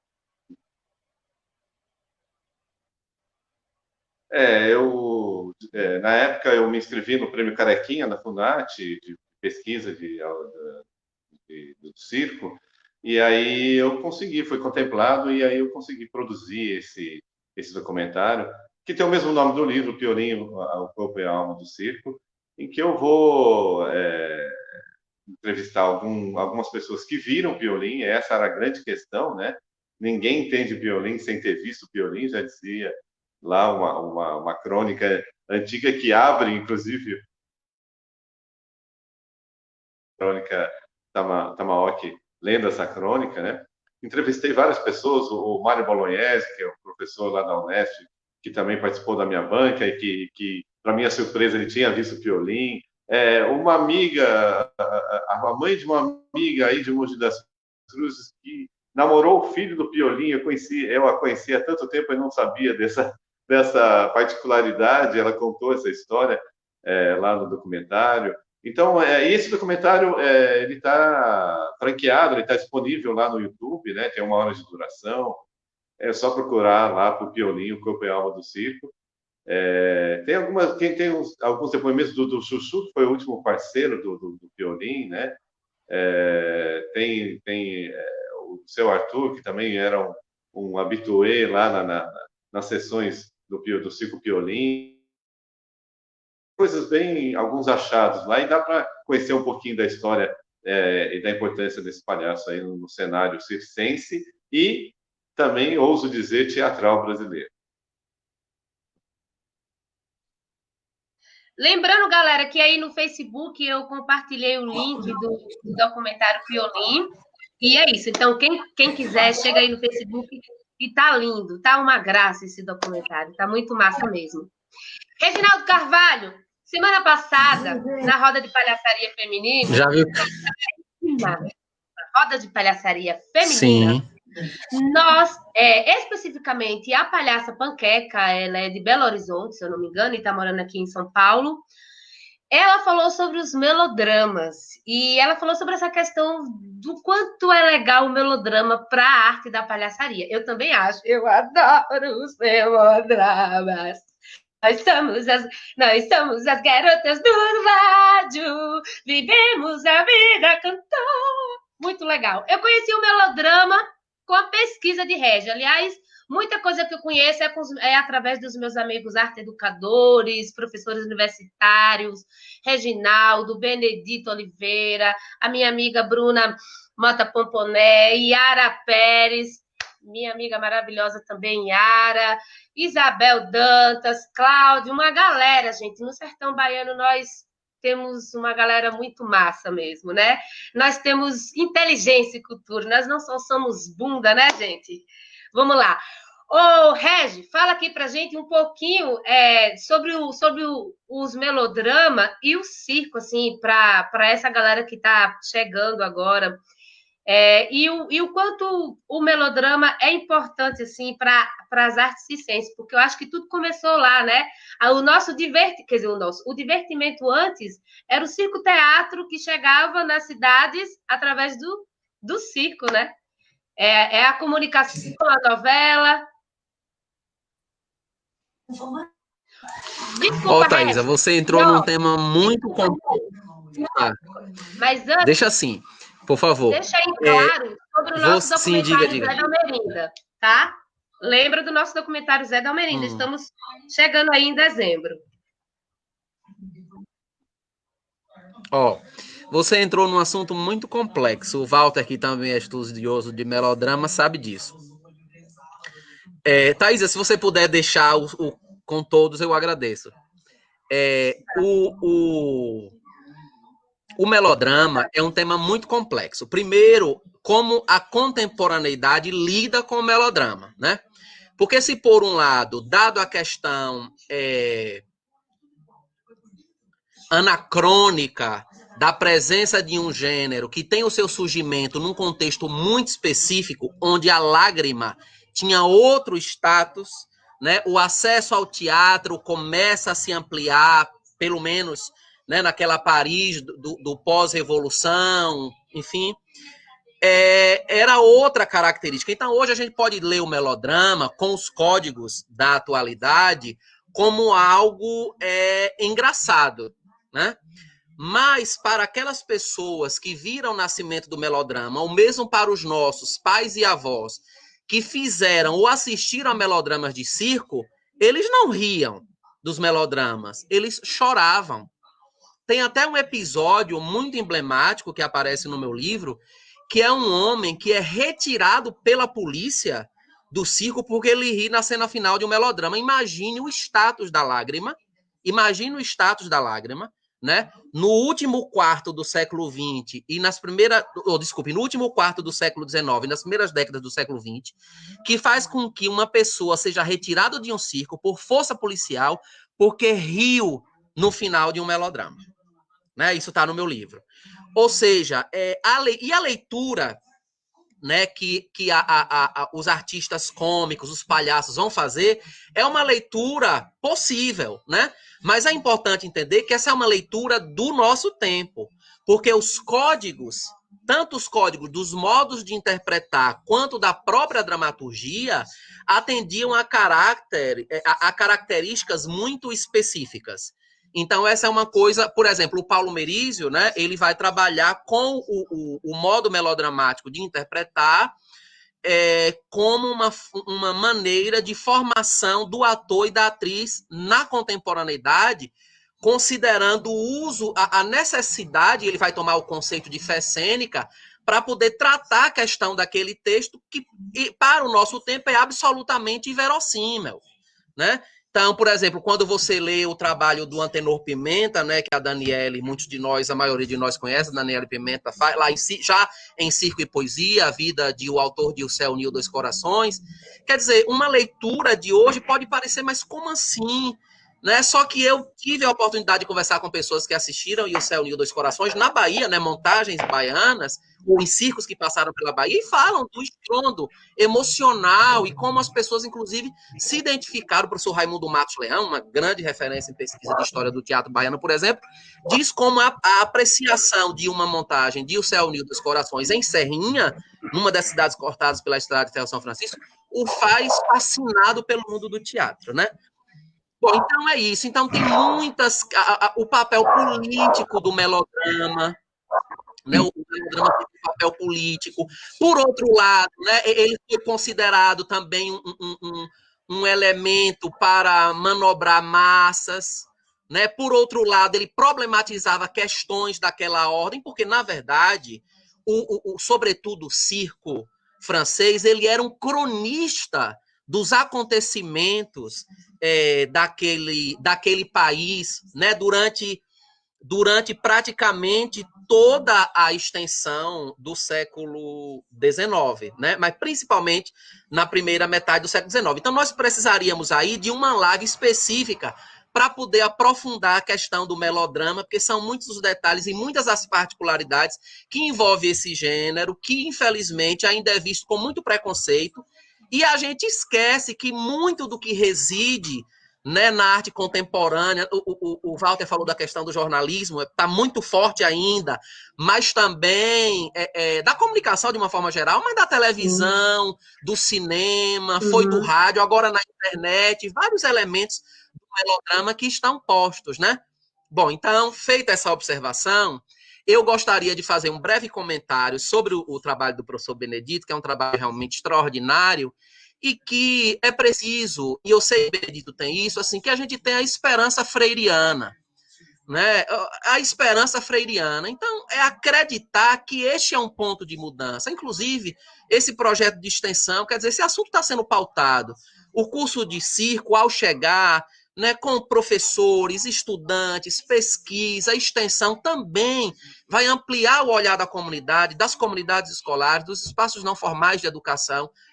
Com certeza, eu não tenho a menor dúvida de que vai demorar um tempo, mas essa licenciatura também vai impactar os circos itinerantes. Agora, tem uma coisa, Benedito, maior que tudo isso, que eu acho que deve ser ponto da nossa análise, que é essa figura do outsider, né? Essa coisa do sujeito itinerante, né? Os povos itinerantes. Antes do circense, como é olhar a figura itinerante nessa cultura desse mundo dos fixados, né? Então, acho que essa é uma coisa realmente que reflete muito na forma preconceituosa, perversa, como os povos circenses têm sido recebidos em muitas partes do Brasil. Sobre o trabalho do Hamilton. Hamilton, você é um fofo, adorei, tô louco para ler seu livro, adorei o Carijó. Fiquei até pensando que às vezes eu sou meio carijó, não na graça, mas de ter sabe? Adorei o Carijó, quero muito ler. E é isso, você é um pesquisador do circo, entendeu? Seja, não sei se seria bem-vindo, porque você já está nessa, né? Mas dizer que eu gostei muito da sua fala e quero ler o seu trabalho. Agora eu tenho uma questão e um comentário para o Walter. Poxa, tomara que o Walter volte. Ó, combinou, tomara que o Walter volte. Ô, Regi. Walter vai e volta várias vezes. Aí, tudo com V. Walter vai e volta várias vezes. É interessante, né, como a gente tem muito que descobrir, inclusive, as pesquisas sobre circo e teatro no Nordeste, as relações entre circo e teatro no Nordeste. são ainda pesquisas muito tímidas, né? Nós precisamos desfazer essa simetria, nós temos que contar a história dos nossos palhaços, né? Tem várias referências do V8, assim, né, vai aparecendo em jornais, em relatos de circense, como a Linda Paz, que teve circo daqui do Nordeste, que trabalhou no Nerino também. Entrevistei várias pessoas que assistiram ao palhaço V8 em Senhor do Bonfim. Os jornais sempre o apontam como o palhaço da verve pronta, o impagável palhaço. Lógico que tinha a linguagem dos articulistas desses periódicos também, mas a gente vê que tem uma particularidade, ou seja, tem várias figuras que vão aparecendo dentro desse universo da pesquisa do circo no semiárido brasileiro e que a gente tem muito pano para manga para estudando. Walter, eu tenho um comentário e uma questão para você. O comentário é o seguinte. Não sei se você já leu o meu livro, eu li Pixórdia no Picadeiro, li o texto tese, o livro é resultado da tese, não é isso? Mixórdia no Picadeiro, o livro é resultado da tese. Não é isso? Isso, exatamente. Pronto. E aí, eu até estou fazendo um livro agora, que na introdução eu digo bem assim, foi um arrobo doutoral. No meu livro, eu problematizo a nomenclatura circo-teatro. E eu digo que essa nomenclatura é uma redundância, porque o circo é a arte do plural, que trouxe, além do teatro, a dança, o cinema, as artes visuais, e que nós não temos um circo-dança, um circo-cinema, embora a gente, né, tenha experimentado dizer circo-cinema e tal. Aí, a partir da própria configuração do Olympique, toda a presença do teatro e a nomenclatura circo, eu vou dizer que é um termo redundante que eu prefiro chamar de circo, né? E eu lembro que tem um momento que eu tomo uma citação do seu trabalho, diga, por exemplo, o pesquisador Walter Souza diz isso sobre circo-teatro, que eu discordo por essas razões. E aí eu estava doido para te encontrar, para a gente conversar sobre isso, porque, como eu disse, agora no livro que eu estou lançando, que é do mestrado, eu digo, estou fazendo uma provocação aos pesquisadores brasileiros do circo. Né? E aí vou chamando vários pesquisadores, a Daniele Pimenta, a Hermínia, o Mário, a professora Eliane Benício, enfim. Aí, no final das contas, eu reconheço no livro que estou publicando agora, na introdução, eu digo, olha, foi um arrobo doutoral, é circo-teatro, porque os circenses disseram que é circo-teatro, quem sou eu para dizer que não é? Bom, depois do comentário, eu tenho uma pergunta. Não sei se for, porque às vezes a gente esquece o que escreveu também, né? Tem isso. Tem uma história muito interessante que aparece em Mixórdia no Picadeiro, que é quando o seu Roger, acho que é o seu Roger, chega numa comunidade, está com dificuldade para armar um circo e o dono do terreno, é um terreno privado, é muito chato, o cara é meio troglodita, mas quando ele chega lá, eles descobrem que ambos já fizeram, em situações e contextos de circo diferentes, os dois sargentos. E aí, você fez quem? Eu fiz o Guilherme, você fez quem? Eu fiz o Marcelo. E meio que os dois sargentos salvam a montagem do circo. Você lembra dessa passagem? Lembro. Na verdade, não é do seu Roger, era do seu Picolino. Não é o seu Roger? É do seu Picolino. Exatamente. Eu achei isso uma coisa muito bacana, inclusive eu trago no meu livro. E eu faço uma brincadeira, olha aí o poder dos dois sargentos.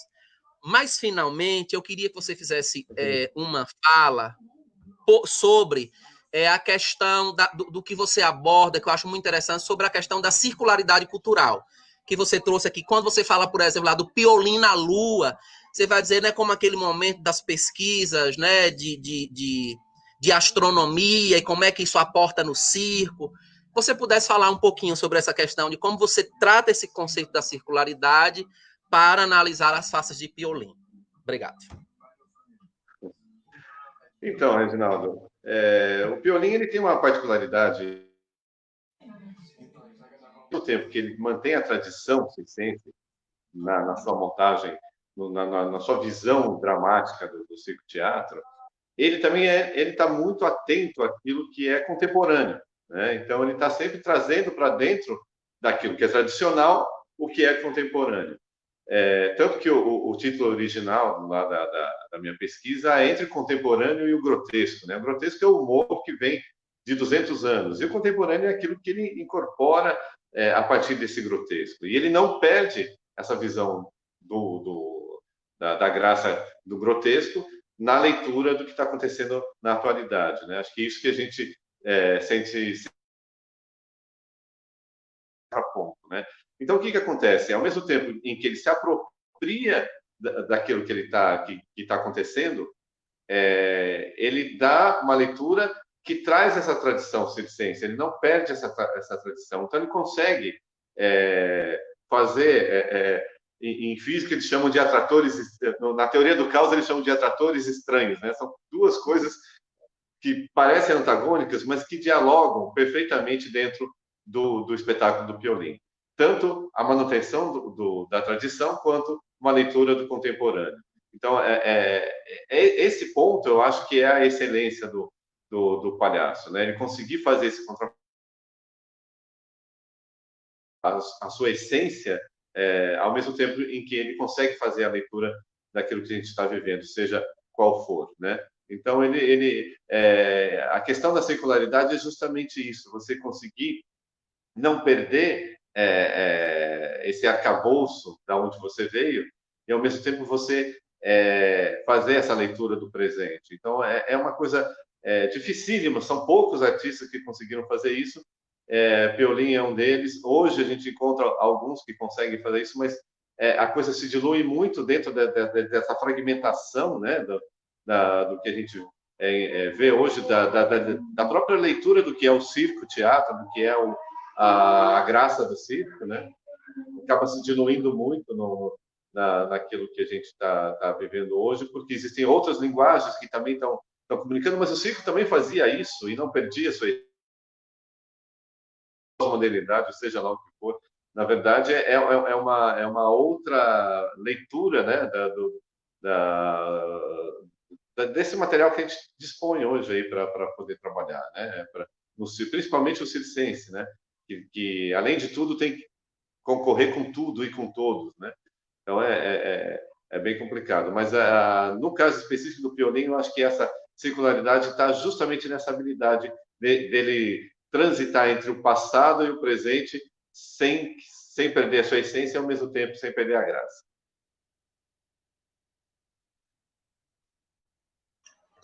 Opa, voltamos. Caiu? Opa. Travou? Opa. Show de bola. Ô, Regi, muito bom vivendo e aprendendo. Quando eu penso em melodrama, eu penso com muito respeito, mas também com muito humor. O melodrama, para mim, eu adoro o melodrama, assim. E eu adorei fazer parte daquele espetáculo no qual você fez a direção. Dá um toque que eu retorno. Foi meu último trabalho, inclusive enquanto atriz, de ter a minha filha maravilhosa, a minha poeta. E é isso, vivendo e aprendendo. A Palhaça Panqueca, ela mandou um recado aqui. A Adriana Marques, ela é de Campinas e mora há 18 anos em São José dos Campos, São Paulo. E aí ela falou que maravilhosas suas considerações, Regi. E tem uma pergunta aqui, que, inclusive, aí a Adriana Marques, né, que é a Palhaça Panqueca, ela fala: o melodrama é incrível. Fizemos um trabalho riquíssimo de melodrama com a querida Ana Luísa Cardoso. Aí tem uma pergunta aqui que é do Miguel, né, lá da nossa produção, que eu acho que, na real, Benedito um pouco já entrou nessa questão. Quais as possibilidades vocês enxergam frente a esse momento tão complexo? Quais as lutas atuais do circo, as articulações políticas e apoios solidários aos circenses têm sido realizados? Bané falou, né, sobre essa questão, mas fora essa lei agora que surgiu como é o nome do cara? Adir Blanc, né? Eu sou péssima no xingrês. Fora essa lei, assim, o que é... Eu quero saber, assim, de cada um onde vocês estão. O Walter está lá próximo de Santos, né? A Milton está aqui e vocês dois aí em Senhor do Bonfim. E quais as questões, assim, fora o Estado, as pessoas, sabe? Vamos pensar de uma forma mais, eu não digo pequena, mas mais individual, assim, porque a gente também fica esperando muito, né?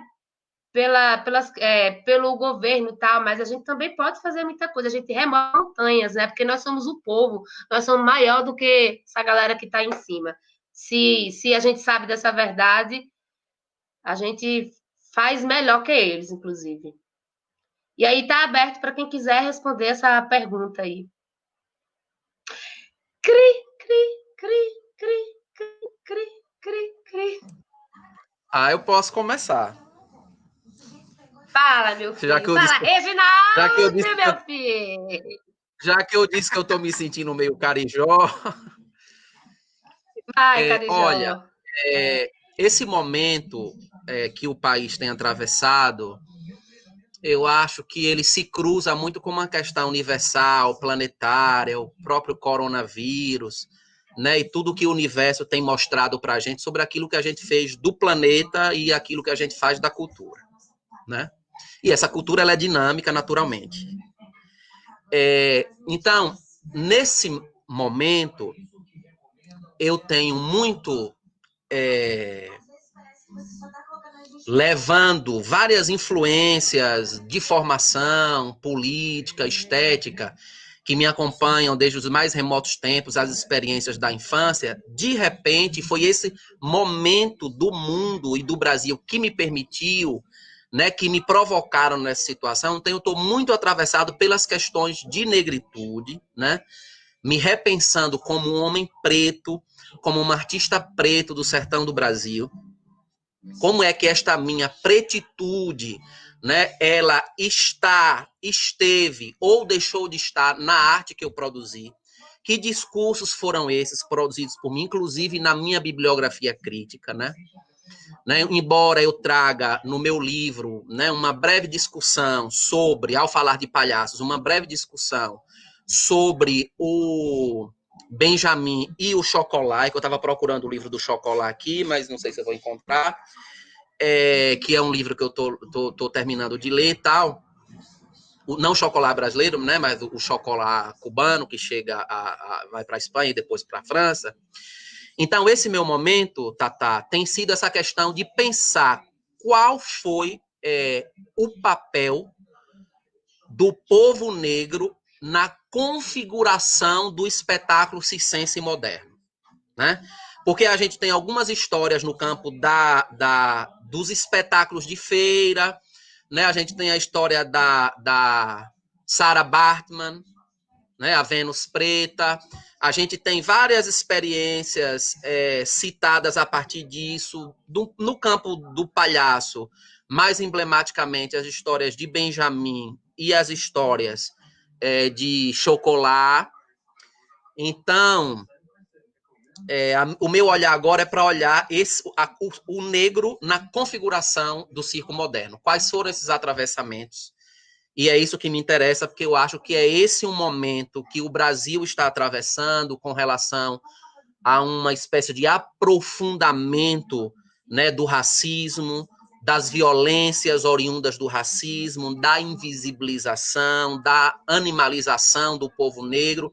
E os artistas pretos e pretas, os pesquisadores pretos e pretas, nós não estamos livres, né? Nós somos, todos nós, artistas, homens e mulheres, independente de gênero, identidade sexual e raça, somos todos nós, observem, nesse primeiro momento, essas figuras que de alguma forma desestabilizam a polis. Né? Então, essa insubmissão que está na alma do artista tem se por um lado, essa capacidade de se compreender o sentimento da sua comunidade e transformar isso, né, em formas que devolvem para a reflexão, entrando no mundo da cultura. Por outro lado, nós, artistas negros e negras, né, somos sim atravessados pela experiência do racismo, com esses corpos, né, tombados pela polícia, com esses corpos que não estão na televisão, na publicidade, nas proporções do que constituímos na sociedade brasileira. E agora a minha questão é olhar para esta pretitude na configuração do circo moderno. É isso que eu quero entender, debater e trazer para provocar questões e a gente poder avançar também nessa perspectiva. É isso. Perfeita consideração, Régio. É isso mesmo. Olha só, eu tenho aqui, eu já vou encaminhar para o final, tá uma delícia essa roda, tá uma graça. Muitas considerações, muitas informações muito boas, assim, muito importantes, e principalmente para quem pesquisa as artes circense, o teatro. Eu tenho uma questão aqui da Karina de Faria. Salve, Karina de Faria! Obrigada pela sua participação, querida. Aliás, obrigada pela participação de todos que vêm acompanhando a Graça da Rua durante todo esse tempo que nós estamos aqui e iremos até o dia 30 de agosto. É isso aí, sempre de quarta a sábado. A Karina de Faria fala aqui. Queria propor uma questão aos expositores sobre a capacidade dos artistas circenses, com destaque para os palhaços, de estar sempre em sintonia com os assuntos e temas que estão no dia a dia da plateia. Forte, hein, Karina? Cadê o nosso palhaço Benedito? Caiu. Ele seria interessante ele falar sobre isso. Quer falar alguma coisa, Walter? Ou Hamilton? O Hamilton está aqui bebendo da fonte. Né, Hamilton? Em relação eu acho que essa experiência toda que eu tive lá no Centro de Memória do Circo, de colocar gerações em contato, isso é uma coisa que tem, pelo menos, me deu uma expectativa muito grande. Uma série de questões que foram muito além daquela história de que os mestres têm muito a ensinar para quem está chegando. Na verdade, quem estava chegando passou a questionar aqueles mestres aspectos que até então não entravam na pauta do circo. Por exemplo, a questão da palhaçaria feminina, que foi abordada no encontro passado, mas que as meninas estavam chegando. Como que nós não podemos ser excêntricas como vocês eram excêntricos? Quer dizer, como não ficava bem para nós mulheres sermos excêntricos? Então, são questões muito pertinentes e que só a partir desse diálogo é que vão começar. Da negritude também, eu tenho colaborado bastante lá com a Mariana, lá da pesquisa da minha avó era palhaço, né? Então, são questões que, na história do circo, ficaram pendentes, ficaram fios soltos e que agora eu acho que é missão nossa tentar retomar, né? Então, eu acho que e eu acho que a melhor maneira disso acontecer é justamente esse diálogo entre as gerações, entre os circenses antigos, aqueles que participaram desse período áureo aí, e esses que estão chegando. Só assim se vai construir uma nova palhaçaria, uma nova circo, né? E que vai além dessas questões mais materiais, né? Porque há muito tempo a gente sabe, acompanhando lá o trabalho do Centro de Memória do Circo, que o circo tem dependido cada vez mais de editais, de PROACs, para poder sobreviver. Então, quer dizer, essas questões materiais são muito, muito complexas e exigem uma disposição política e pessoas que estejam na frente. A Marlene Querubim é uma delas que está sempre, né, nessa questão, a própria Verônica. Então, mas além dessas questões que são muito, muito pragmáticas, a questão do que vai ser o circo do futuro está muito nessa que ficaram soltas aí no circo tradicional e tentar dar uma outra visão do que é esse fazer circense, do que é ser a dramaturgia, do que é ser a palhaçaria. É isso. E também eu quero me colocar à disposição, viu, Reginaldo? Nós temos lá essas 1.100 peças, estão todas digitalizadas. Esse foi um processo que eu acabei capitaneando aí, e está à disposição para pesquisa, tá bom? Que delícia! Os pesquisadores, escritores, palhaços e não palhaços interagindo. Muito legal. Ô, gente, eu vou encaminhar para o final, mas antes eu quero falar que se a gente estivesse fazendo o evento na rua, a gente ia estar passando o chapéu. O chapéu, eu acho que na arte em geral tem que estar lá ali sempre, né? Virou uma tradição nossa. Nós temos aí o chapéu virtual, tá no Facebook e tá também aqui no chat do YouTube, a Graça da Rua. Então, quem puder contribuir com qualquer moeda, chega junto. Nós vamos estar vendo aí como é que a gente vai fazer essa distribuição com os artistas que passaram por aqui. Ô, Walter, você falou aí sobre o PROAC, os artistas terem, né, e os artistas circenses terem esse apoio com projetos e tal. Eu quero falar uma coisa que eu ainda não falei aqui, gente. Esse projeto, A Graça da Rua, online, Encontro de Palhaços de Mogi das Cruzes, é um projeto financiado pelo PROFAC, Programa de Fomento à Arte e Cultura de Mogi das Cruzes. Para quem está chegando agora e não escutou o que eu falei lá no início, esse projeto seria realizado na rua, é claro, a Graça da Rua, e nós iríamos realizar ele nas praças, nos parques, e nos teatros daqui e no Centro Cultural daqui de Mogi das Cruzes. Mas aí a gente ia começar de 20 a 29 de março para, inclusive, homenagear o Dia Nacional e Internacional do Circo. O Dia Nacional, que é o dia 27, que a gente comemora o aniversário do palhaço Piolim, que o Walter falou aqui, e o aniversário da minha filhota também, a minha palhacinha Fuinha, né? Porque eu, palhaça, tive uma filha no dia do circo. Ai, meu Deus, que legal! Filha de palhaça, palhacinha é. E aí a gente ia encerrar o nosso evento no dia 29 de março, mas foi bem na semana que começaram a proibir tudo, que já não era mais possível nenhuma forma de ação. Então, desde já, eu agradeço a Prefeitura por nos permitir a estar fazendo aqui o nosso evento online e graças Além, minha Nossa Senhora das Graças, tá dando certo. Obrigada a todos vocês que têm nos acompanhado, a todos os amigos que estão nos apoiando, os artistas que participaram e que ainda vão participar, a toda a galera que também estão participando das rodas de conversa. Quem quiser ver as outras rodas de conversa, acessa aqui o nosso YouTube, A Graça da Rua, que está gravado aí, as rodas de conversa. Muitas coisas boas passaram aqui, a palhaçaria feminina foi maravilhosa. Aí nós temos espetáculos também, que tivemos espetáculo ao vivo e espetáculos gravados, tá? Aí também no nosso canal. Então chega aí e vem rir muito e ter muita graça. Eu tô aqui, ó, com os panfletos, que seria da Graça da Rua presencial.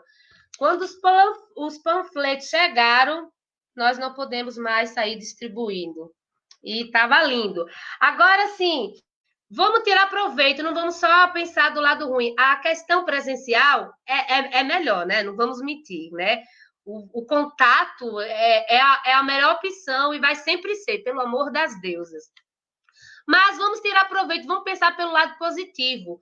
Eu não estarei aqui com o Reginaldo Carvalho, com a Milton, com o Walter de Souza, a galera lá do Nordeste, a galera do Sudeste, entendeu? Então, que delícia que essa oportunidade online, que essa graça online está nos dando essa oportunidade e essa interação maravilhosa, né? De pesquisadores do Nordeste e pesquisadores, escritores e palhaços aqui de Mogi das Cruzes. Tudo isso é para você, público mogiano, mas é para você também, público não mogiano, porque o online e esse mundo cibernético é para todos nós. E é isso, galera. Eu vou pedir para que cada um faça a consideração final. O Benedito, ele caiu, e eu acho que ele ainda não conseguiu voltar. Mas, enquanto ele não volta, eu vou pedir para que cada um faça a sua consideração final para a gente encerrar essa maravilhosa graça. Desde então, muitíssimo obrigado a todos e é isso aí. Como me liberar mais cedo para poder correr e contar logo para nós? Mas veja, você mal virou a lua e já está querendo folga? Hein? Vai embora, garoto. Pode, vai, tchau. Hamilton, você quer fazer a sua consideração final? Ah, legal. Vamos começar com você.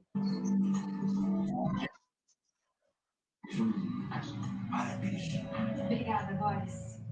Do mundo das artes, né? Microfone. Da palhaçaria. Eu vi no Face de um amigo de um circo que estava em dificuldade numa cidade aí, quando começou a pandemia, né? Que não tinha recurso, o pessoal não podia ir para casa, tal, e eles estavam passando uma necessidade forte. Eu arrecadei um monte de coisa aqui, né? Demorei um pouco aqui com amigos, parentes em Mogi, e levei nessa cidade. Chegou lá, mas eles já tinham conseguido até, como divulgou em rede social, um retorno legal. E esse circo ele estava funcionando daí como um centro de distribuição com a comunidade e as comunidades próximas, né? Então, as cestas, água, leite, o que eles estavam recebendo, eles estavam dividindo com a comunidade, né? Eu achei isso uma coisa tão legal. E eu vi que a dona Marlene, ela estava fazendo esse trabalho junto com os circos, né? E também muito feliz.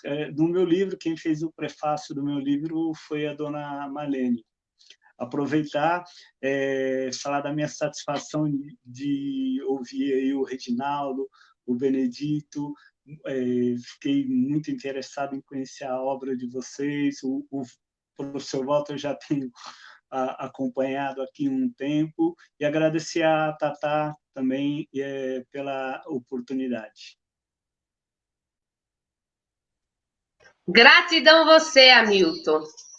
Muito bom te conhecer, e eu quero conhecer esse seu livro também, esse Carijó. Fiquei instigada por ele também.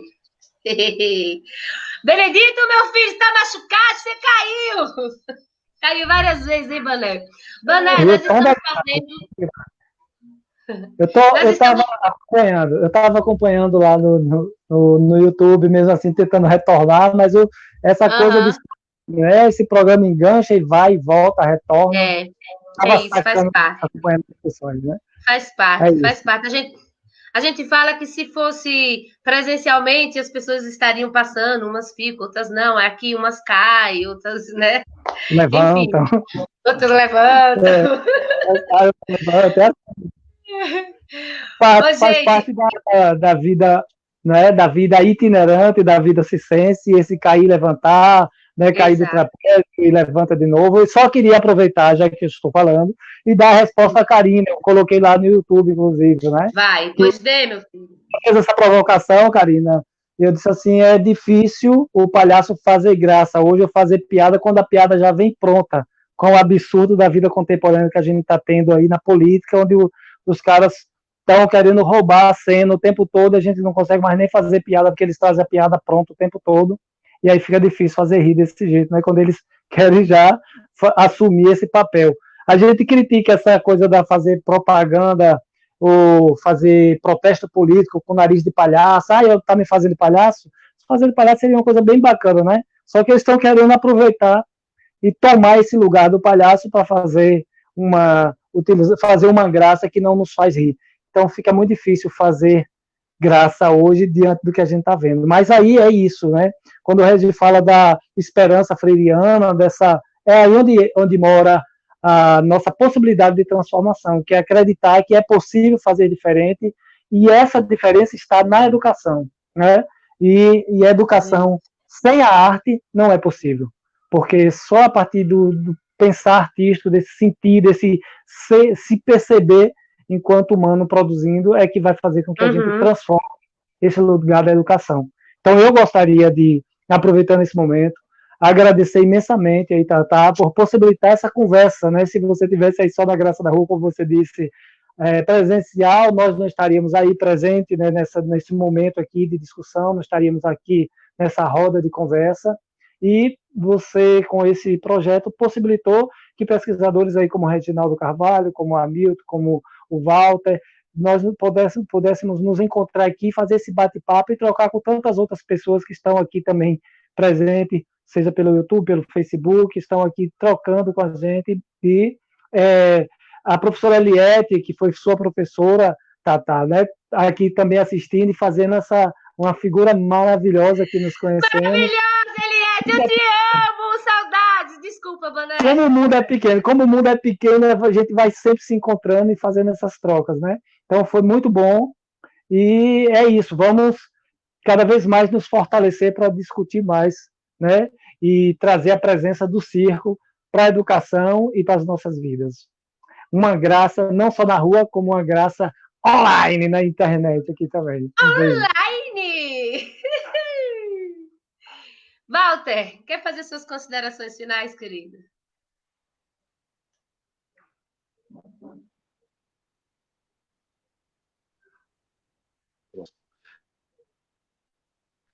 Bom, eu gostei muito de participar do convite. Uma satisfação conhecer o Reginaldo e o Benedito. O Hamilton tem uma história interessante. Quando ele lançou o livro dele, um amigo nosso em comum, o Paulinho, ele falou assim: você precisa conhecer o Hamilton, ele tem de família C6, você que pesquisa assim, eu fui lá no lançamento do livro. A hora que eu fui ser apresentado no Coronel Almeida, no segundo ano, na década de 70. E na mesma hora eu lembrei dele. Falei, puxa vida, nós estudamos juntos e nos reencontramos por causa do circo. Olha que bacana, depois de tantos anos. Mas foi muito bacana, gostei muito de participar, gostei muito desse bate-papo aqui com os amigos. Obrigado. Até a próxima. Gratidão você, Walter. Gratidão a todos. Toda hora, muita gratidão a todos. Reginaldo, meu filho. Reginaldo Carvalho. Bem, faz suas considerações finais. Eu gostaria, antes disso, fazer uma breve fala sobre essa questão, porque o Benedito ele está nesse momento muito embebido, né, desse processo, ainda tomado por esse processo que ele acompanhou muito bravamente de perto, das companhias circenses, a situação de alta vulnerabilidade, né? E a resposta dele à Karina está muito nesse sentido. Mas eu gostaria de observar que o que os palhaços têm feito, né, fizeram historicamente e têm feito, realmente tem que ser cada vez mais objeto das nossas análises, porque essa matéria do poder de comunicabilidade com o seu público realmente é uma coisa extraordinária, né, que serve a muitas áreas da arte e fora dela também. Né? Então, existe muita potência nessa figura do palhaço que, com certeza, continuará sendo objeto de estudo nas mais várias áreas de conhecimento, dado esse poder de comunicação. E o outro desafio, né, que está sendo posto para a palhaça, para o palhaço, é a questão do discurso em relação às questões da identidade, as questões da mulher, as questões negras, as questões das comunidades LGBTQIA+, ou seja, né, tem todo aí um processo, um mosaico de elementos que a contemporaneidade traz, né, pela reivindicação de direitos, que também coloca essa personagem palhaço de alguma forma em xeque. Mas a gente sabe que a leitura é de que esse palhaço, ele é, na condição de artista, e como eu falei anteriormente, é a voz de uma comunidade. Né? Então, o racismo que aparece na palhaçada, a misoginia, né, a xenofobia, a LGBT-fobia, ela é resultado desse processo cultural no qual o sujeito que é o palhaço está inserido. Mas eu acho que esse é o tempo da virada, né, da gente olhar para essas questões, reconhecer e enfrentá-las, né, no picadeiro e fora dele. Foi um prazer estar aqui com o Benedito, com Tatá, a gente tem muita saudade de Tatá, né, que está aí, mas a gente também quer que ela volte. Grande palhaça, grande jornalista, a gente sente muita falta, grande comunicadora. Ao Hamilton, foi um prazer, Hamilton, quero muito ler seu livro. Ao Walter, prazer encontrá-lo, né, depois de ter lido seu trabalho, a tese, artigos. A gente está aqui nessa conversa, estou muito feliz. Obrigado, Thaisa sabia que eu não queria fazer essa live, foi muito trabalho para ela me convencer, mas cá estamos e eu gostei. Obrigado. Ainda bem que eu consegui. E consegui todos. Maravilha. É isso, Regi. Eu acho que nós todos temos que nos apoiar. Assim.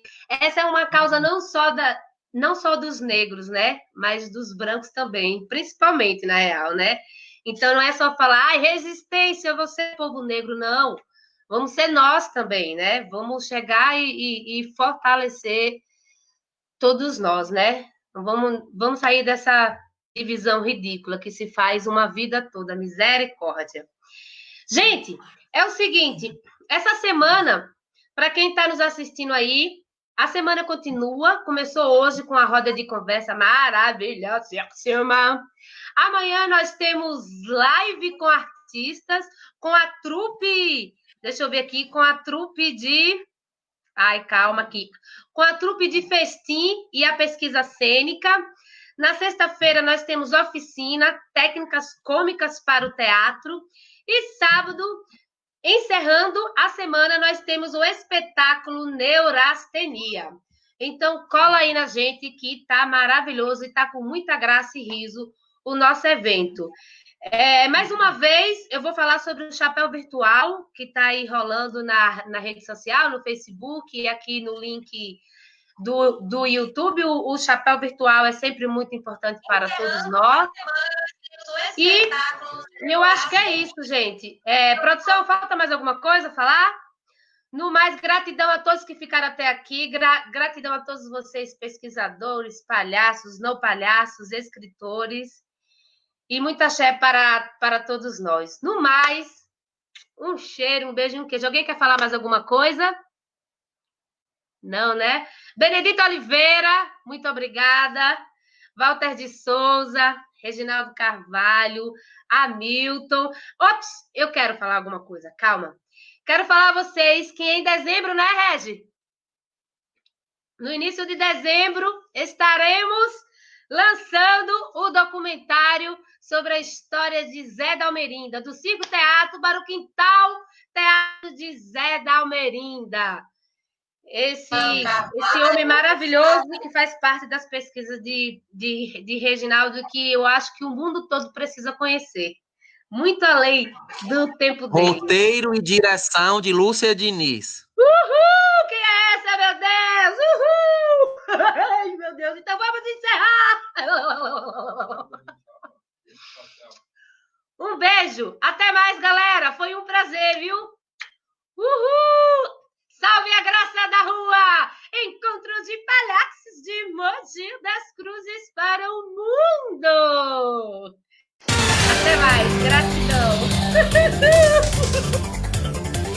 E atenção! Começa agora o plantão A Graça da Rua! Olá! A programação A Graça da Rua está de volta, 100% online e 100% gratuita.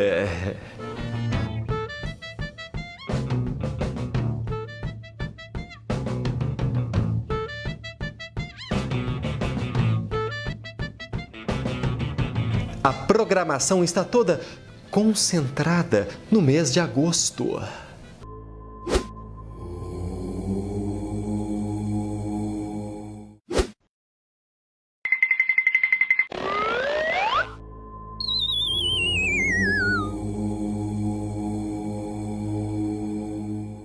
De quarta a sábado, teremos diversas atividades para sua maior emoção.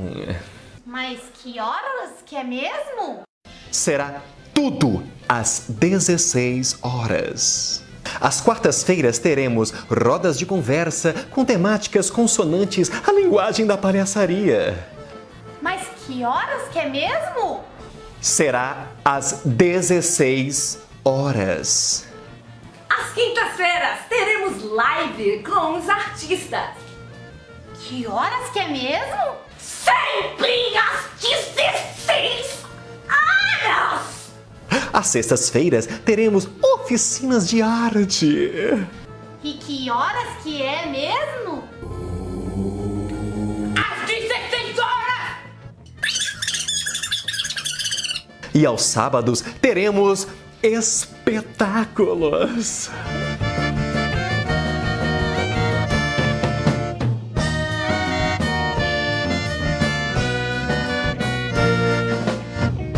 A Graça da Rua online, de Mogi das Cruzes para o mundo! Ai, que delícia!